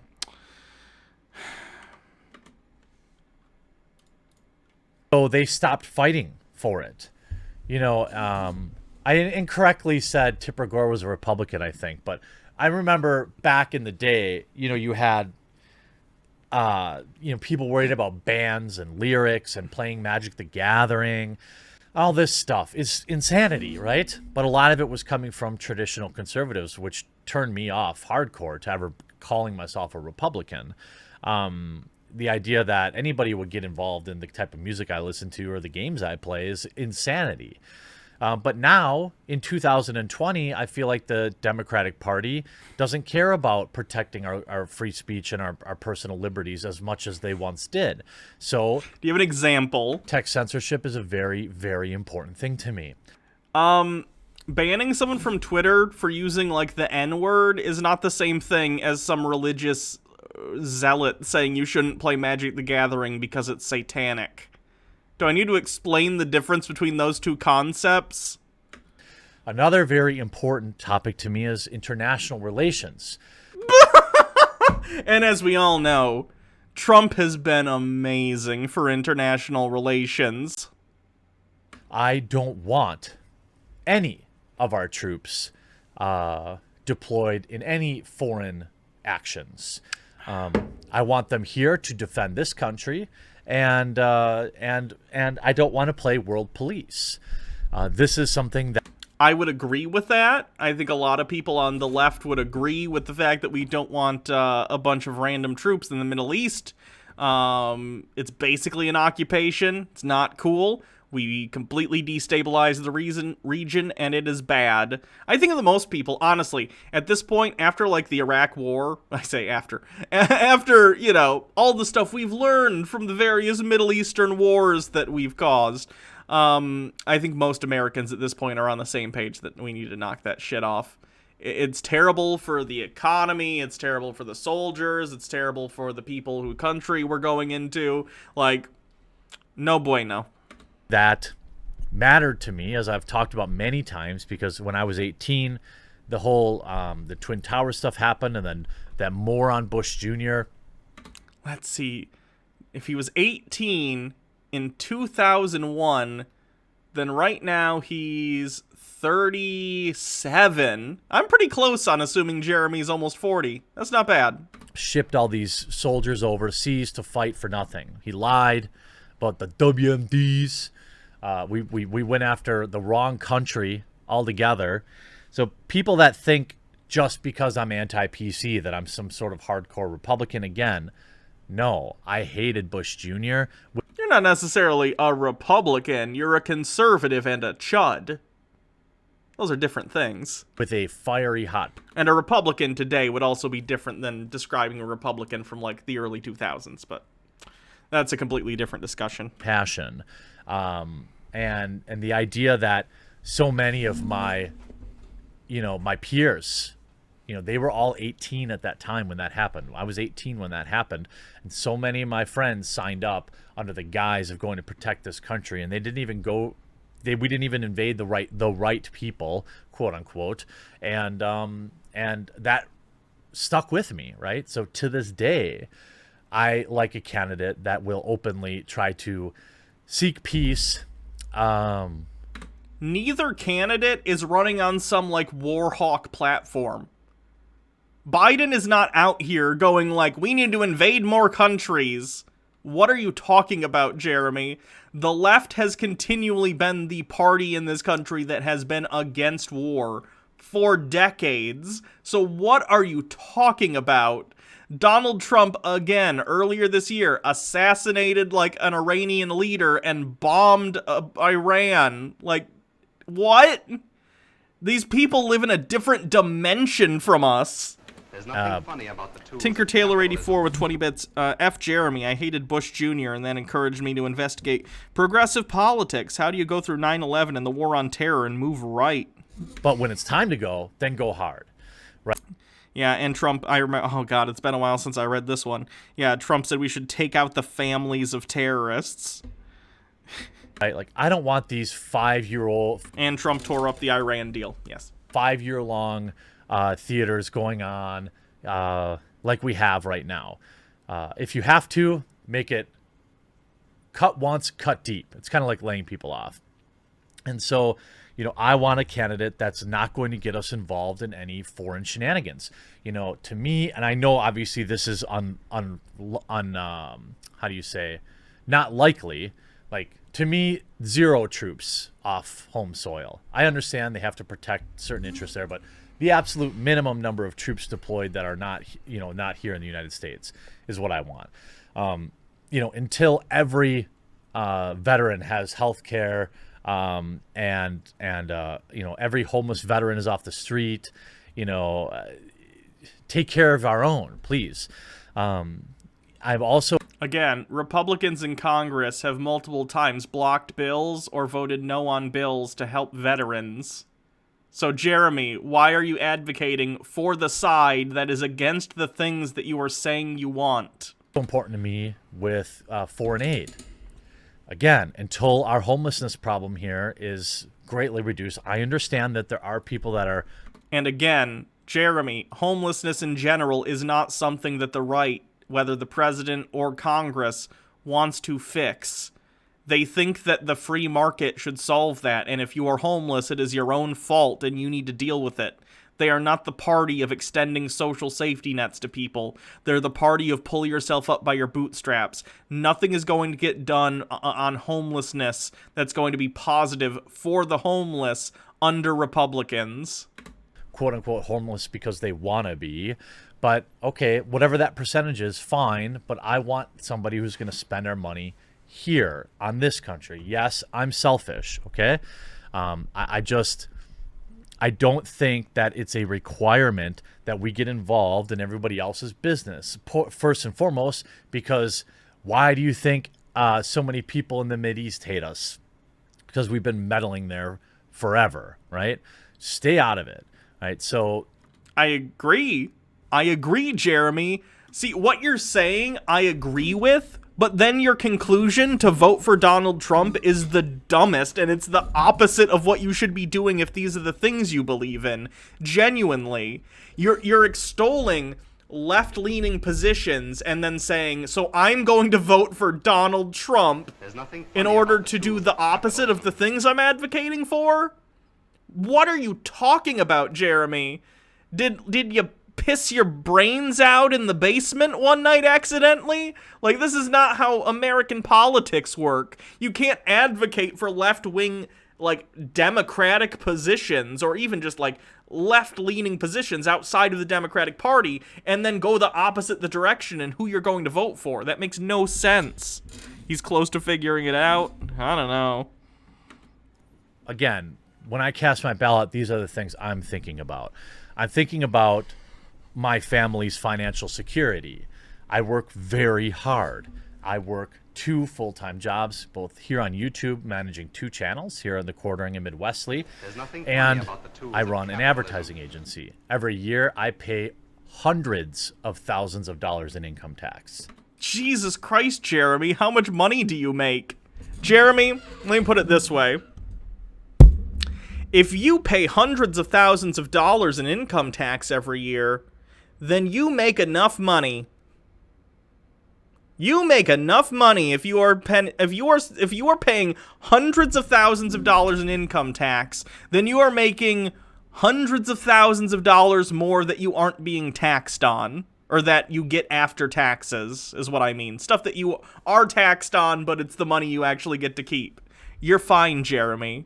You're fine. You're fine. And if your taxes go up because you make over $400,000 a year, good. Good. Good. Winge Chanter with 20 bits. Hashtag unsavable. Think about that. Hundreds of thousands of dollars I pay in income tax. Okay, then you're making a ridiculous amount of money, Jeremy. Then you're probably making close to, or God, you must be making somewhere between half and almost a full $1 million a year. Let me play you a song on the world's tiniest violin. Oh no, Jeremy has to pay hundreds of thousands of dollars on his $1 million salary. So sad. No, don't care. Do not care, Jeremy. That's how the system is supposed to work. Okay? Huge numbers. And I take nothing from the system. I pay for my own health care. Right, because you're wealthy. If you're paying hundreds of thousands of dollars a year in taxes, guess what, Jeremy? Good news! I don't know, if this is news for Jeremy, then we're about to give him a good day.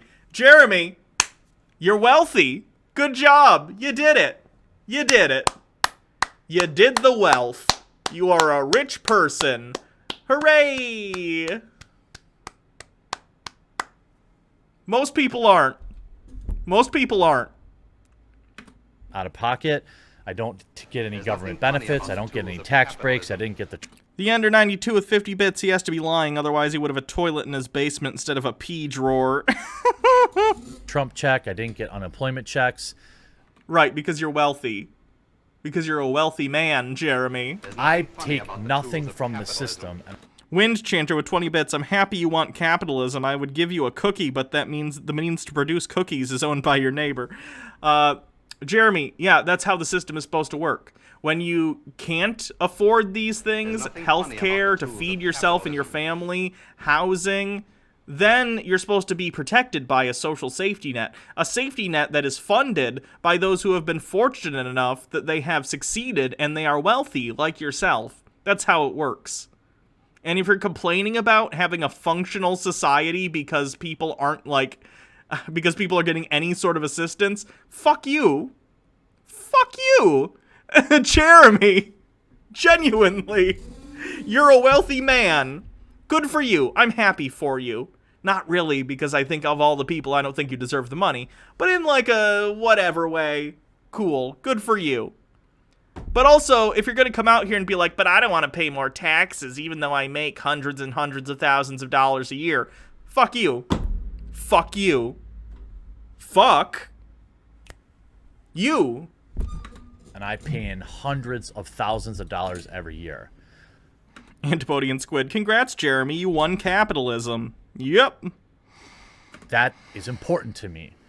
If I pay $10,000, $20,000, $30,000 less in taxes every year, that means I can accumulate wealth. I can purchase land. I can allow my wife to retire and help raise a family.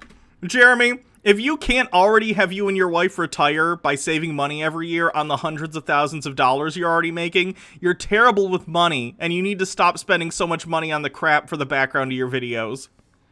Like, You're literally just advocating for, I already have all the money that I could ever, worry about. I'll be able to retire comfortably by the time I'm in my 50s, but That's right. I want more. I want to be a landlord and buy property that I can charge other people to be on, even though I'm doing no work, in order to make money off of it. Yes, please, serfs, give me your money. It's bad. It's bad. Jeremy, stop it, you rich asshole. He's so fucking out of touch. Lime Green Hunk, thank you for following. These are things that are important to me. Not, paying a couple $1,000s a month less in taxes is the difference between having my wife at home with me every day and her having to go to work, all right? That cannot be true, Jeremy. If you're paying hundreds of thousands of dollars in taxes a year, then you make enough money for the both of you, and you're just overextending yourself. I don't know how big Jeremy's house is. I've never seen any other rooms in it other than, the basement he films in. But if he's making that much money and he's still struggling, then he has bought a house that he cannot afford, which would kind of be hilarious. MMO addicted with 20 bits to pay hundreds of thousands, assuming he lives in Cali, a high-rate tax state, and doesn't use anything to save money. He'd have to earn at least $700,000 a year. That's 200-ish in tax. That sounds about right. Jeremy, if you're making $700,000 a year and your wife still has to work and that's a situation that she doesn't want to have, then you are shit with money. Even if you live in California, if you're making almost $750,000 a year and you can't figure out how to save money for retirement and live your life reasonably with that, you're a fucking idiot. You're a selfish prick who's doing some stupid shit with your money. Winch Chanter with 20 bits. Jeremy, if she had to be at home during the day, she would probably leave you. Nah, she'd just be getting pizza a lot. Pizza's what she calls, the dude's wang that she cheats on Jeremy with. Tucker White 94. Oh god, we need that cleanser after this. Woe is me. I'm rich and I pay too much in taxes, bitching. This is on my mind. Again, I want people here. I want text censorship handled, and I want taxation as little as possible.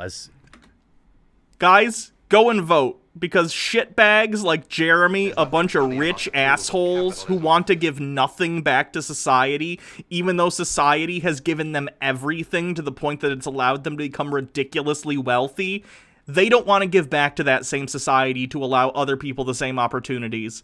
They climbed up the ladder of success and they want to kick it off once they get to the top so other people can't follow them. Fuck these people. Go and vote. Do not let people like this decide the fate of this country and the fate of your lives. These people are dirt. It's theft in many ways, but There's nothing funny about Taxation is...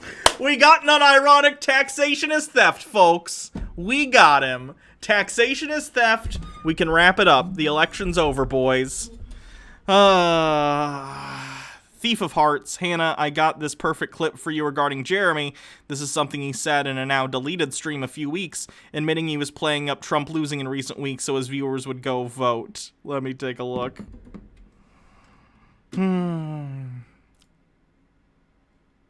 Literally the problem, he isn't comfortable having enough money. He wants all the money. Yeah, that's a capitalism problem.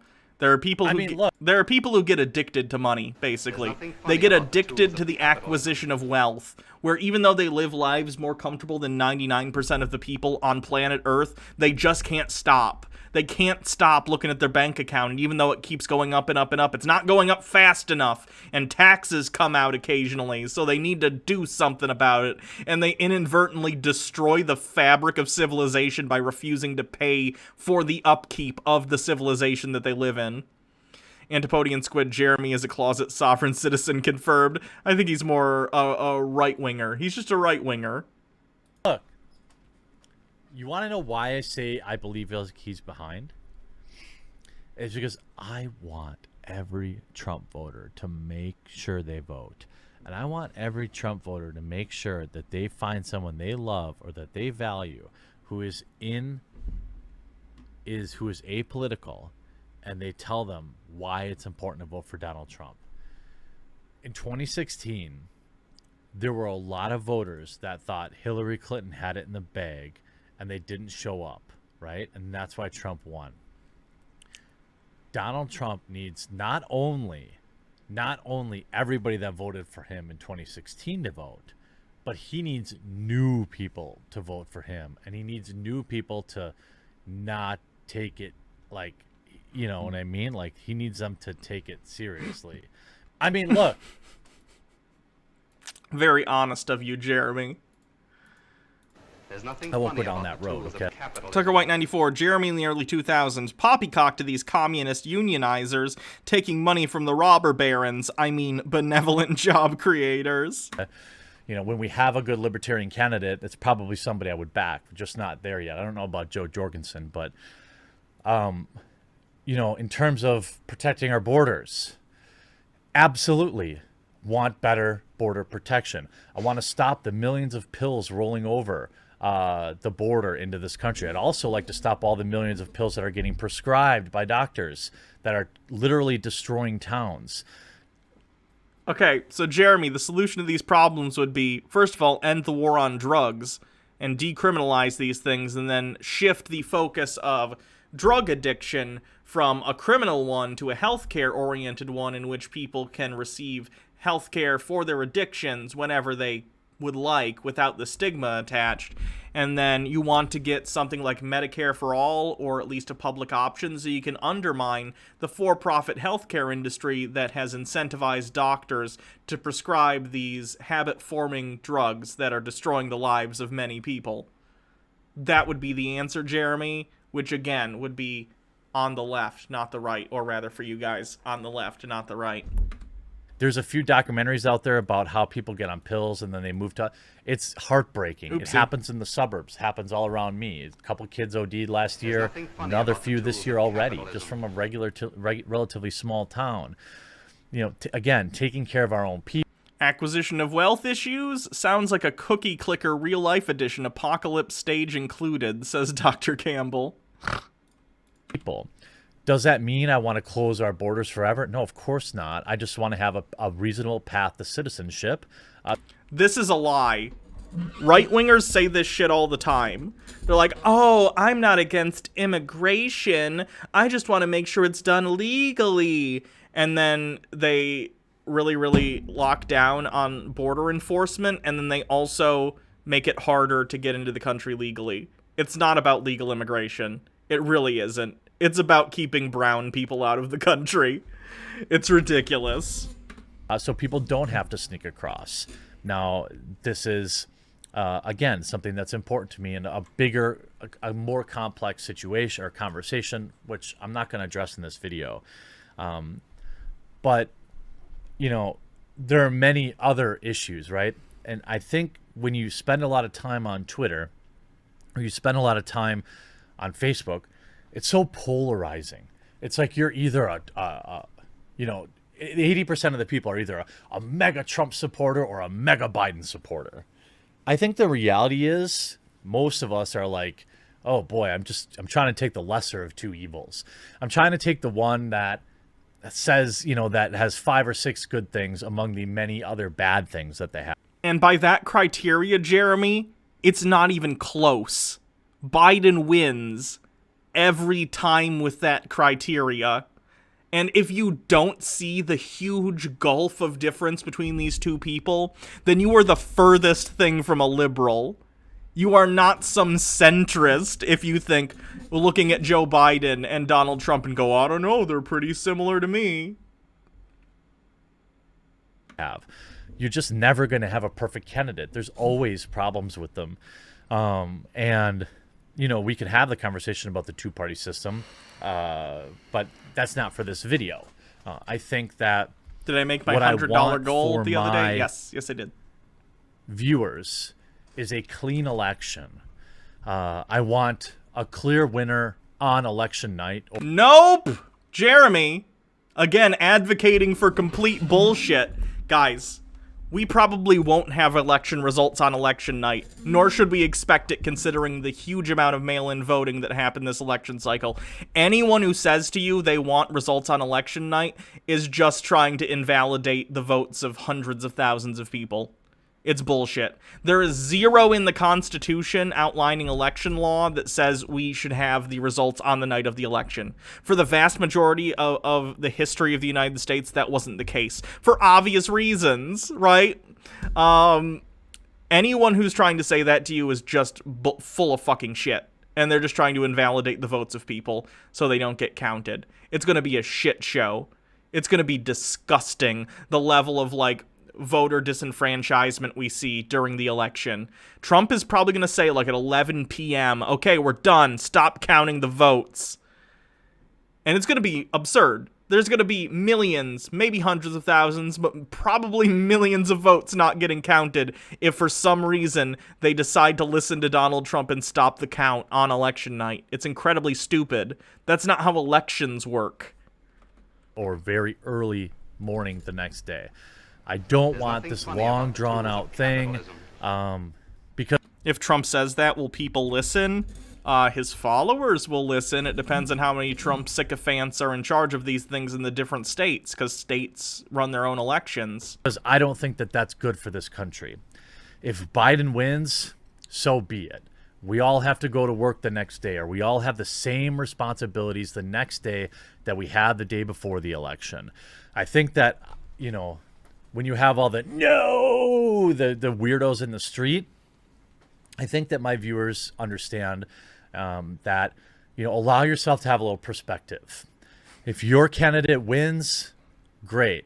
Now hold them to many of the things they say. If your candidate loses, okay, move on. You know, make sure you present a better candidate next time. I think one of my biggest complaints about the Democratic Party over the past 4 years is rather than pushing this country forward and rather than grooming a better candidate, they trotted out a 100-year-old man who's been in politics for nearly 50 years and done nothing. Joe Biden is like 3 years difference from Donald Trump. They're basically the same age. This is my least favorite, like, right-wing talking point. Biden's old. They're both old. I agree, they're both too old. But singling out either one and trying to ignore the other is absurd. They're both way too old. Spent the last 4 years whinging about Orange Man bad. Orange Man is bad. Unironically. I just don't think that's productive. And then they try. Imagine, like, I'm trying to imagine, and this is hyperbolic in Godwin's law, but follow me for a second. Imagine if a criticism that, like, some brown shirt in the late 1930s, early 40s of Hitler, if they're like, ugh, all of these communists out here saying mustache man bad. Ooh, good job, liberals. Like, just pointing out that an opposition is in opposition to the person in charge is not inherently a criticism. Like, no shit. Orange Man is bad. Mustache Man is bad. That is not a substantive criticism of your opposition to say, oh, all they can do is criticize the Führer. Why they do this, silly communist? Trotted out a subpar candidate for the United States and the American people.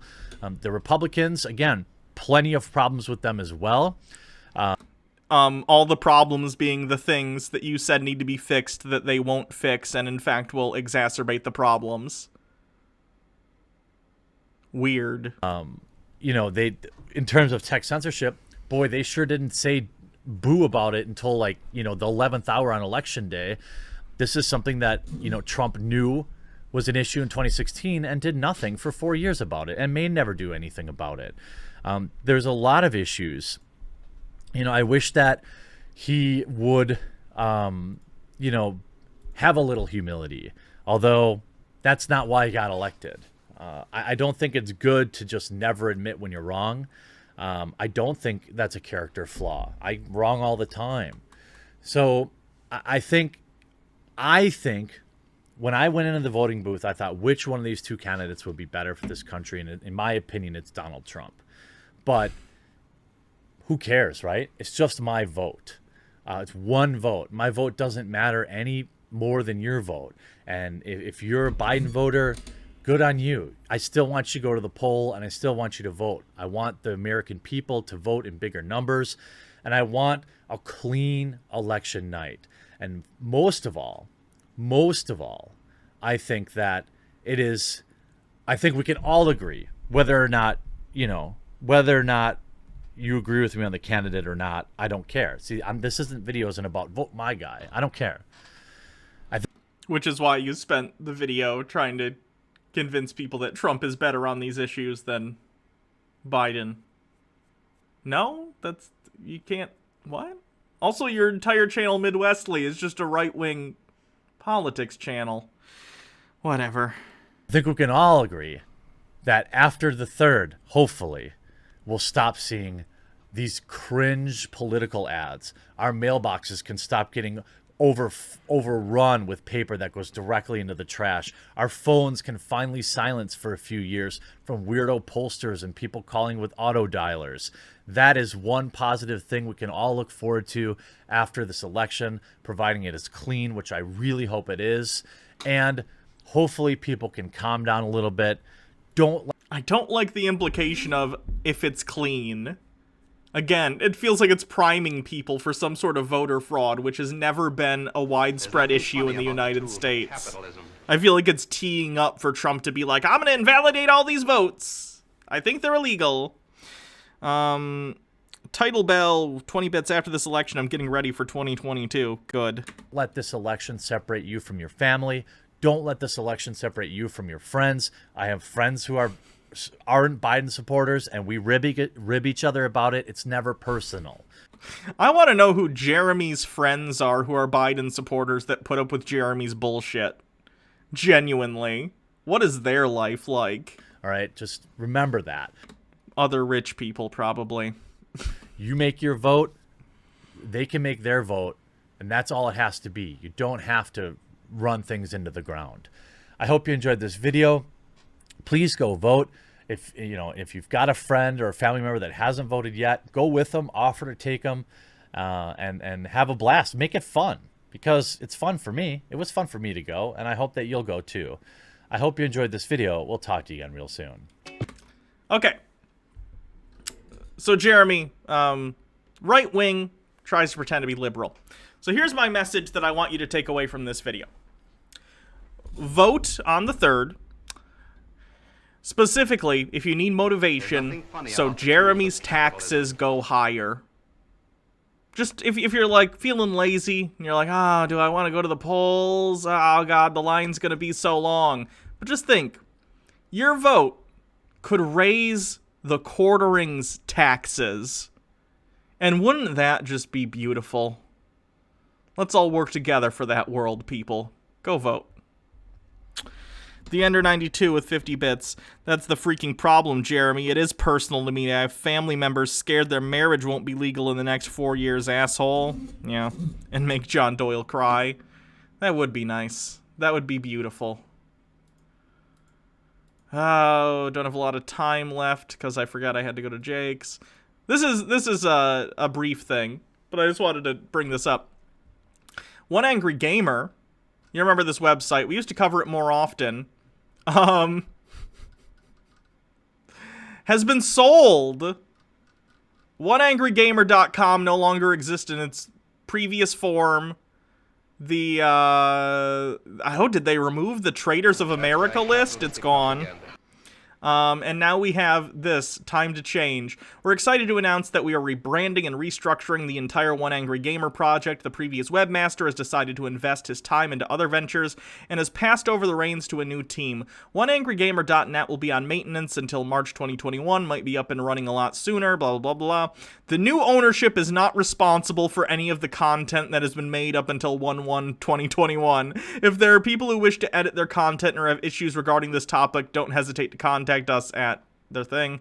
We'll start this journey by giving the website a complete makeover in its visuals as well as its culture. We'll mainly be focusing on high-quality articles on your favorite topics, games, cheats, discounts, blah, blah, blah, blah. You get it. They nuked the comment sections because they were full of just racist assholes.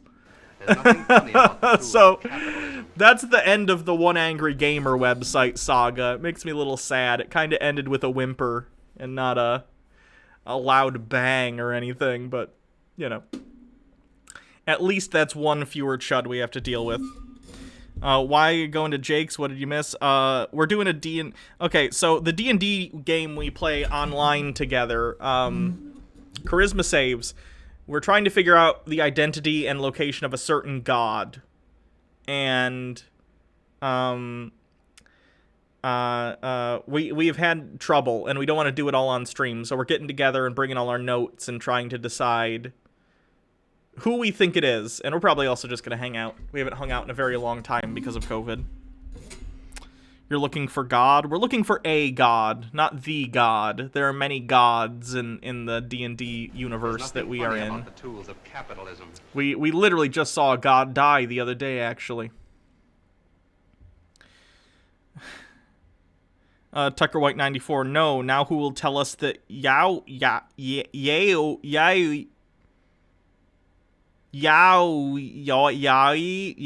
is bad. I don't know how to pronounce that word. It's Y-A-O-I.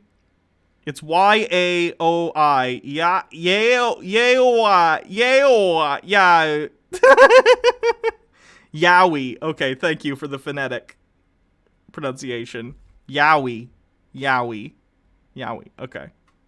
I don't know what that means. Anyway, Greg... There's nothing funny about the tools of capitalism. May I pet your doggo? Thank you for subscribing with Twitch Prime with a 2-month streak. You look so happy in the last Dave Rubin episode. Oh, thank you. Okay, so I wanted to talk about this. I tweeted about this too, but I find it very funny. So let's just briefly discuss this. This guy, Greg Rubini, strategy advisor at Classified, Intel, Comms, high-tech author of 4 books. He has 151,000 followers. He's not no one. And this is the map that he's come up with for this election. Bear in mind that right now, let's take a look, 5:30, 5:38.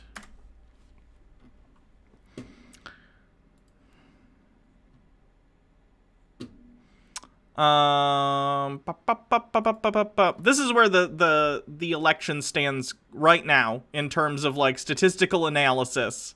This is 538. They're quite good. Right now, Trump wins 10 in 100, and Biden wins 89 in 100. Each of these dots represents a different statistical simulation of how the election could turn out electorally, using both national, state, and district level polling. That all gets averaged together, and then they put it in their simulation. So 89 out of 100 Biden wins, 10 out of 100 Trump wins, and then there's one tie, which would be really, really bad. Antipodian Squid with 50 bits. I heard the attempt at saying Yowie and nearly cried, but I had to interject because of what a Yowie is. It's an Australian cryptid similar to Bigfoot. Okay. Logarth with 20 bits. This guy was from Oan, or O-A-N-N. I don't know how to, actually, do we pronounce O-A-N-N? Oan? I actually haven't had someone say that out loud. I read about it, but I haven't heard someone use the acronym. Trump trying to accept a tie would be horrifying. Yeah, that would be bad. If there's a tie and no one gets 270, then I think the House of Representatives decides who wins the presidency. I could be wrong, though. Anyway, so here are the Trump win scenarios. Some of them are pretty similar to what the dude has, but they're unlikely. Even the ones that are like the most out there don't have as many red states as this guy. This guy's absolutely bonkers. Tucker White 94. Now you've been told fake news, Hannah. Yowie is gay anime porn. Oh, okay. Cool.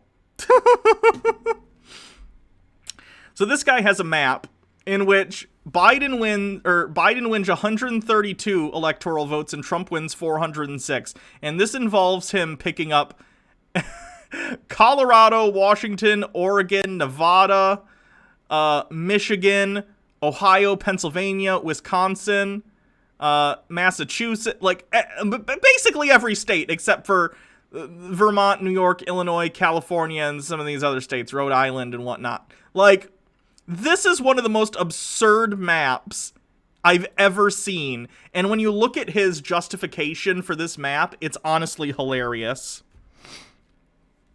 So he goes on to say, we win Pennsylvania, Trump 56, Biden 44. Bear in mind, the polls in Pennsylvania do not bear that out, like at all. If we actually look at Pennsylvania, give me a sec. Biden wins 85 and 100, Trump wins 15 and 100.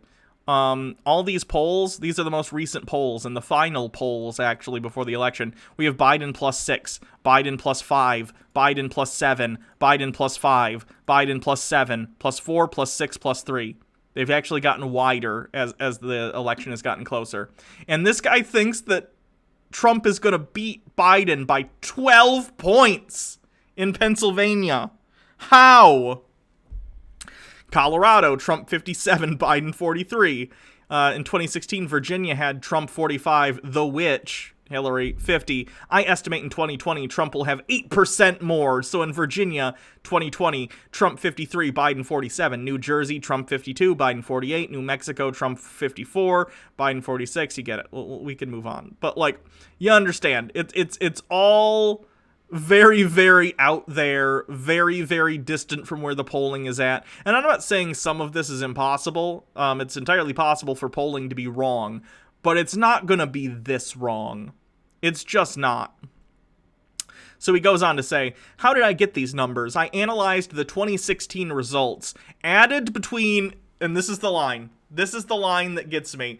Added between 10 to 15% to Trump, related to a number of factors. Trump achievements, silent majority, honest Americans fed up with riots and Antifa, Dems' behavior with Kavanaugh, Nancy craziness. Talking about Nancy Pelosi. So arbitrarily, this idiot has decided, well, I like Trump. Therefore, I'm going to add 10 to 15% to all the polling towards Donald Trump for absolutely no discernible reason.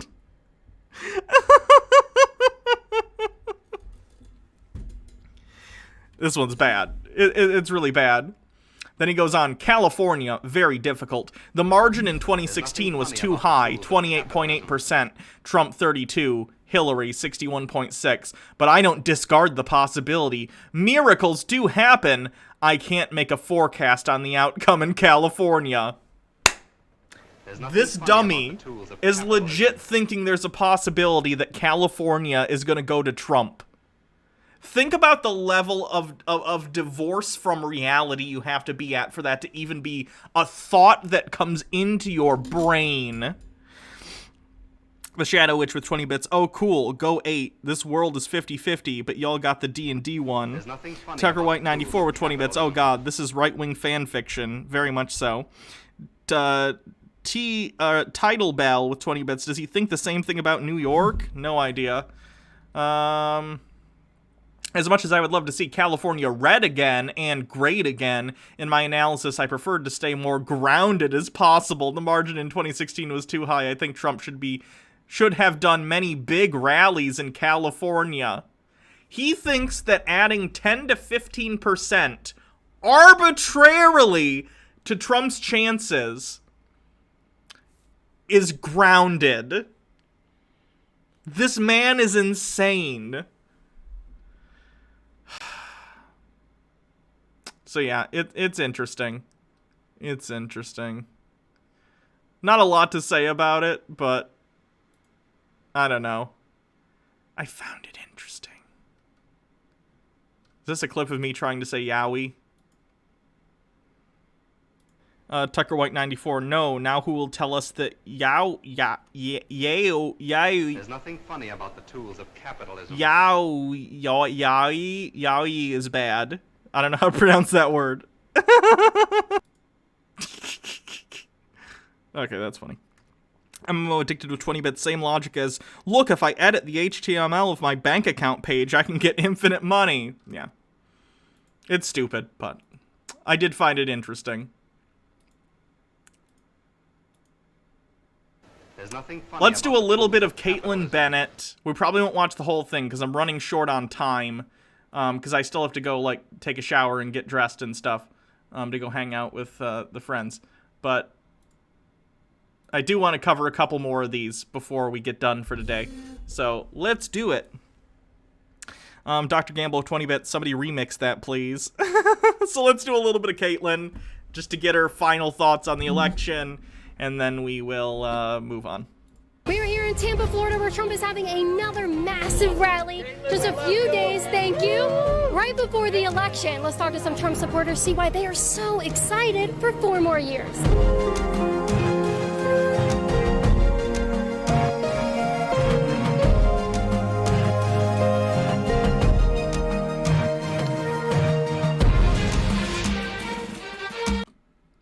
What is the red line supposed to be? I've never seen the like, it's like a thin blue line flag, but it's red.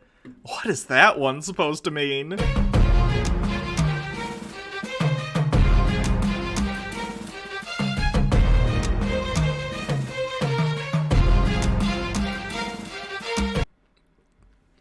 The irony of a Republican, a conservative, wearing a hat that says send us $1,200 again is so hilarious that if I weren't in a situation where I was petrified by the election tomorrow, I would probably vomit from the laughter. We hate that dang socialism. Donald Trump, please give us more money. Cognitive dissonance, what's that? Who is this chick? This is Caitlyn Bennett. She's a poop girl.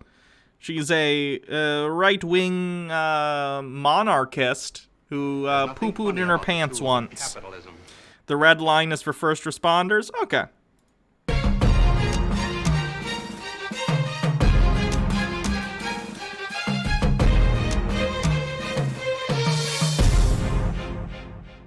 Trump is your president. He's still going to be after November 3rd.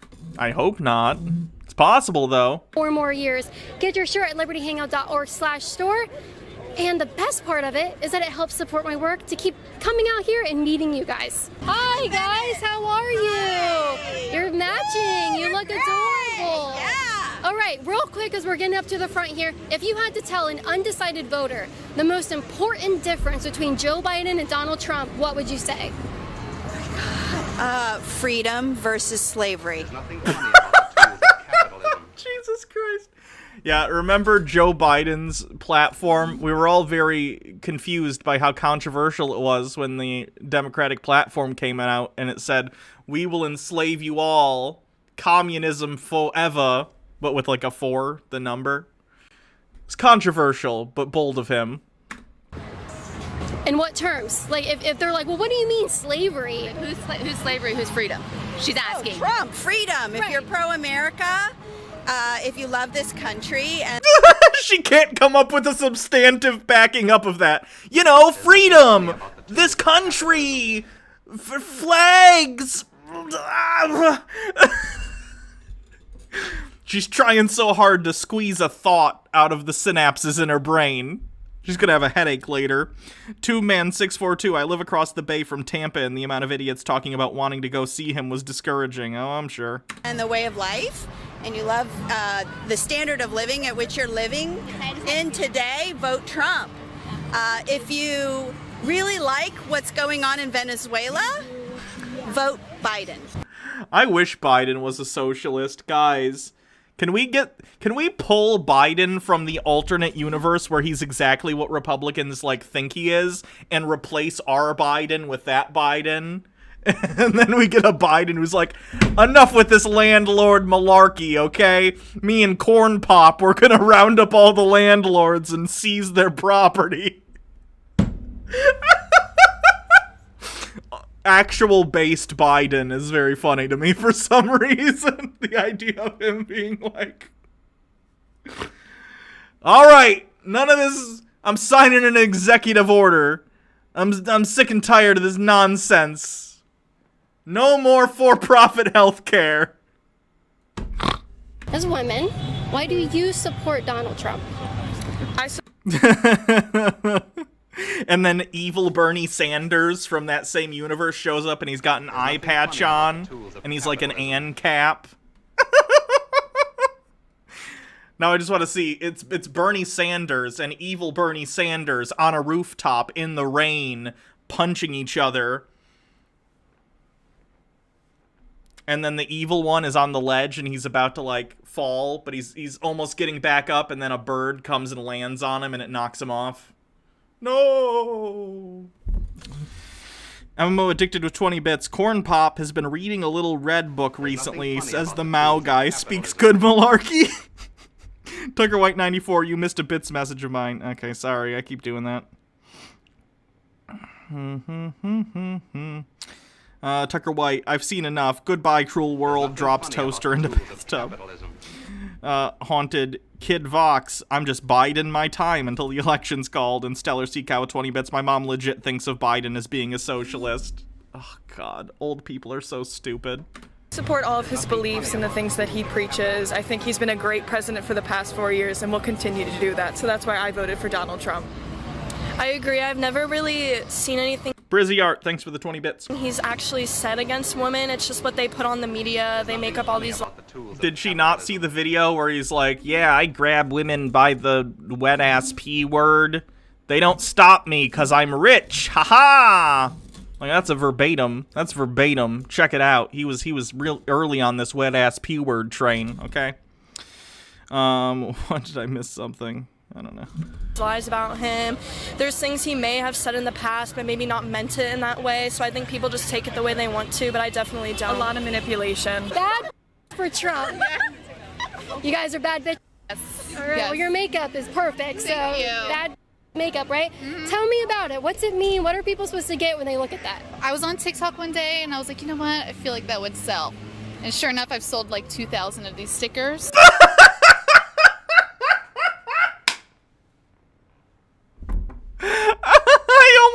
I almost respect the grift. I was on TikTok one day and I was like, boy, these Trump supporters sure are stupid. I bet if I made a badly photoshopped face of Trump, they'd probably buy that, right?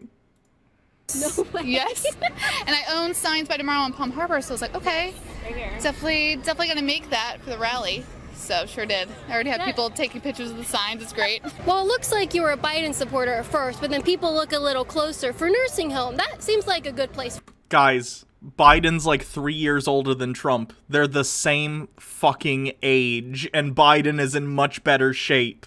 Where is this delusion coming from? Like, I would never wear a shirt that's like, for one thing, I think overtly political shirts are kind of cringe out in public. But like, if I wore a shirt that said Trump for nursing home, rightfully I'd get called an idiot, right? They're both old. They're both equally too old.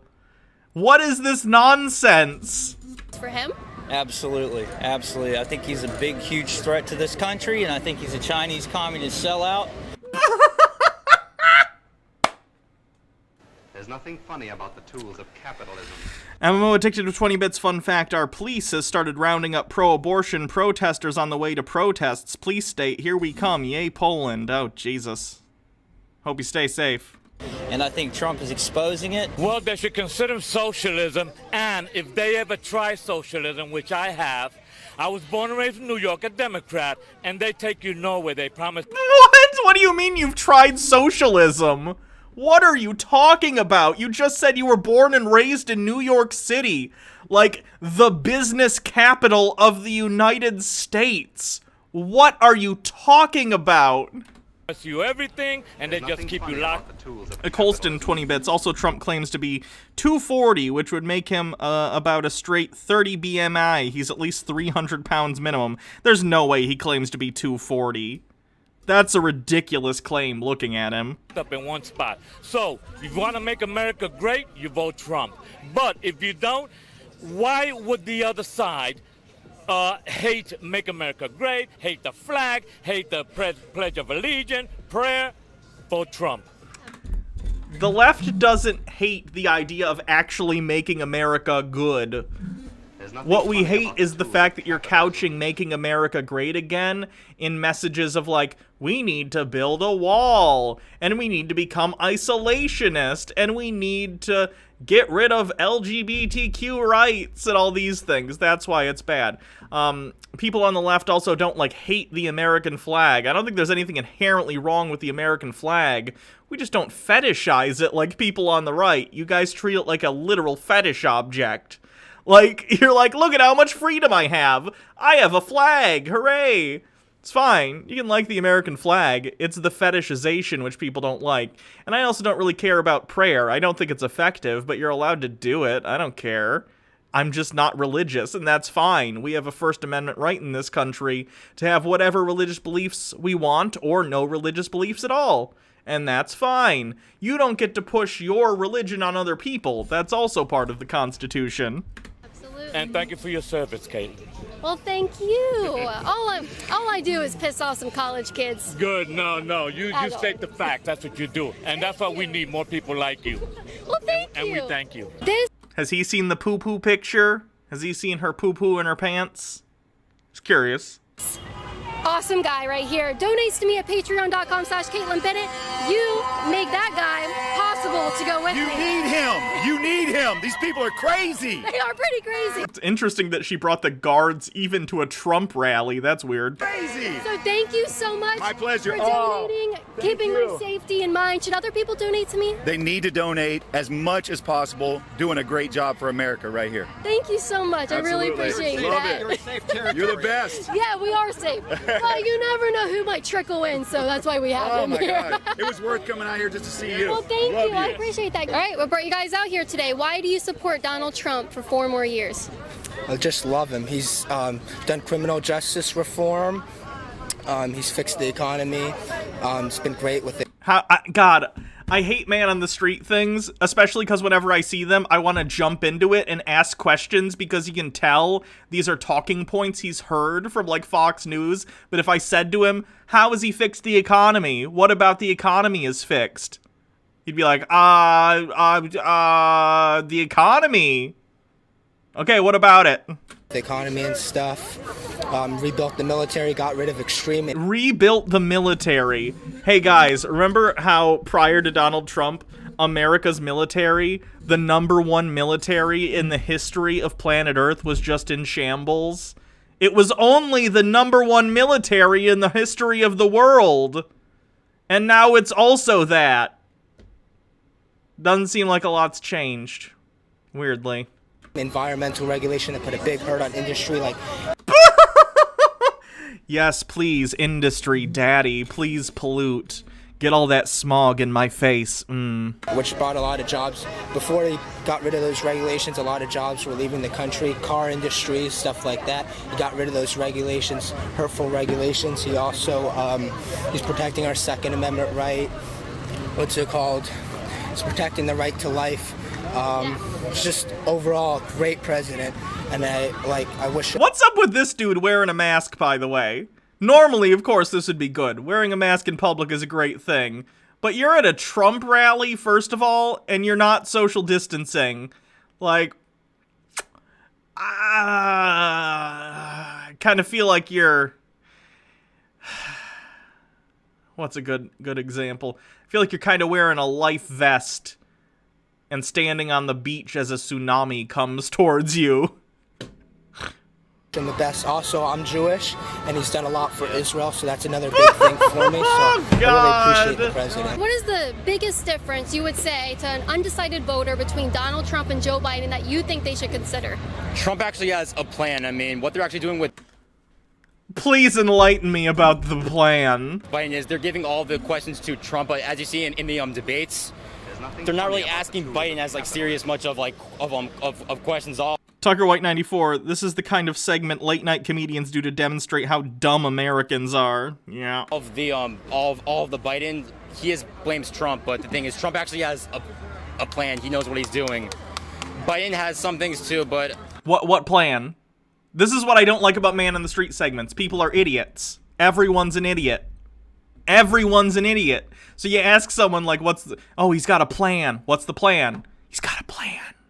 Explain the plan. You gotta qualify your statements so they make sense to someone who doesn't hear the thoughts in your head. Nobody really asks him like questions because they want to attack Trump, and that's what the fake news. Biden got asked questions at the debate. It's a debate. What are you talking about? Tucker White 94, and honestly, this video is proving those hack comedians right. Yeah. Does. We are Vietnamese. This is a Vietnamese traditional dress. We just want to come here and join the, I guess the rally for Mr. Trump, and we love Mr. Trump, and hopefully he will be in the office for 4 more years. Yes. Let's keep moving so you guys don't lose your spot. They will come around and fill in around you. As Vietnamese people, women, if you could say something to the Vietnamese community about why they should vote for Donald Trump, what would you say? Yeah, President Trump, I think he good people. He have a good heart. He put the country first, and he has a good heart. Based on what information? Work hard for this country, and he loved all the citizens. And the important thing, he loved God. It is very important. And all the women. Guys, I'm not even religious, and I know Donald Trump isn't religious. How do people fall for this shit? It's like the most blatant, like he stands with a fucking Bible in front of a church. He just gassed to get protesters out. He's like, yeah, I like the Bible. Look at this one that I found. Is that your Bible? It's a Bible. Make it stop. We're probably almost done with this. We're not watching this whole thing. I gotta start getting ready soon. So, well, like in my country, they all vote for Trump. And I encourage my neighbor or my community, my church, they go out vote for Trump. I think he's the best president. You know, he all love us, and he loved us before we love him. Well, for me, pro-life, obviously. The stance of going all the way even after birth was a huge. Caitlyn loves identity politics, doesn't she? Yeah, when it works out for her. Component. I would say that I was somewhat of a never Trumper. I know that sounds crazy. Okay. Although I voted for President Trump, I kind of held. That I was a never Trumper who voted for Trump. Can you spot the problem with the sentence? On my nose because I didn't know what we were getting, but after he became president, he governed as a conservative, and then obviously after Kavanaugh, we realized how crazy the left was, and that it convinced me to be strong, not only with supporting President Trump, but our conservative values. He governs as a conservative across the board. I've never heard of this before. We're getting a bad rap. Real? You are getting a bad rep. Right. Yeah, what's going on with your colleagues? We want to make sure everybody knows that there's a lot of... Oh, God. Please, Daddy Trump, take my job away. Mailman for Trump. Sheep for wolf. Sheep for wolf. Vote for the wolf. Silent majority in the post office. What is the best thing Trump has done in the past 3.5 years? Best thing Trump has done is drain the swamp. How? In what way? Explain that statement. Say a statement that is not a campaign buzz phrase, or if you're going to use a campaign buzz phrase, extrapolate and explain how that has actually come to fruition, please. It'd be like if someone, I don't know, in 2012 asked me, why do you like Obama? Change and hope. Well, what about him? Change and hope. Like, you just sound like a jackass. You sound like an absolute jackass.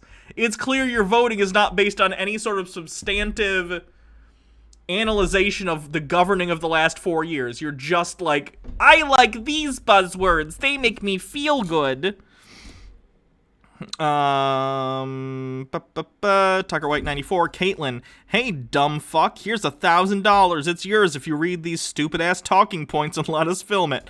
No, I don't think she's paying people. I think these people are just very deluded. He has secured our borders, and Trump has pissed. How have they been secured? Please explain. Off the left and the right. He's pissed people off That's a good qualifier for what you want in a politician. I'm gonna skim through. Again, I'm kind of in a hurry here. Something we need to look into, and the fact that they're even trying to change our health care and make it so that way we're all on one plan, completely wrong. The Affordable Care Act, I mean, it's unaffordable by most people. That was it was made in...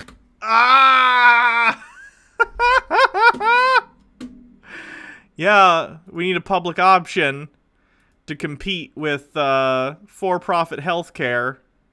That's why we need another 4 years of Donald Trump, because it's just... All right, I think we've seen enough of these idiots for today. We'll see what happens if Biden wins, and we'll see if Caitlyn poops her pants again out of frustration. What else do we have time for, if anything? Jesus.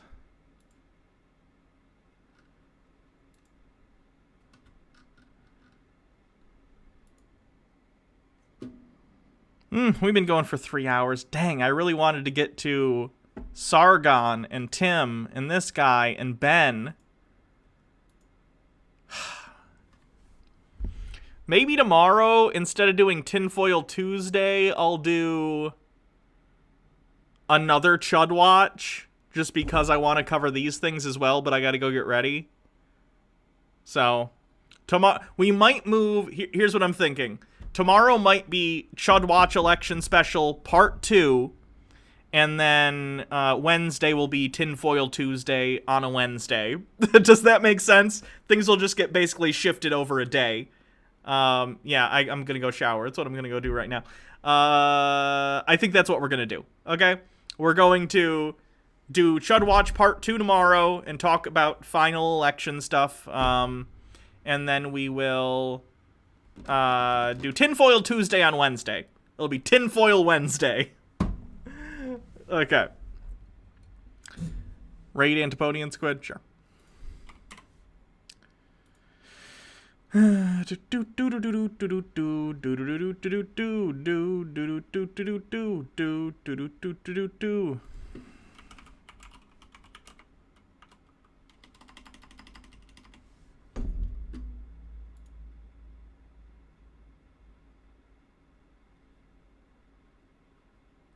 this a different channel that has Squid in the name? Or did Antipodian Squid change their channel name to Squid Punk?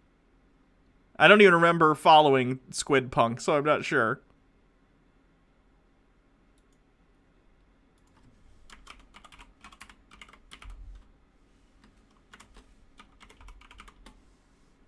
There we go. Okay. Just a different squid-based channel. Wow, did I not follow them? That's weird. Okay, let's rate Antipodian Squid. So thanks everyone for coming to the stream. Like I said, tomorrow we'll be doing more Chud Watch as like an election thing, and then Wednesday we'll do Tinfoil Tuesday. I know that's confusing.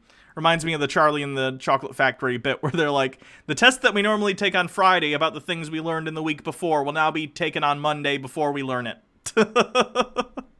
So good night everyone. Go vote! Go vote! Go vote! Go vote! You'll see me tomorrow for Chud Watch after I go and do my civic duty and vote as well. So thanks everyone. Have a wonderful evening. Stay as calm as you possibly can. We'll get through this no matter what happens, okay? So, chat's valid. Have a good night. What time tomorrow? Probably around 4. Bye everyone.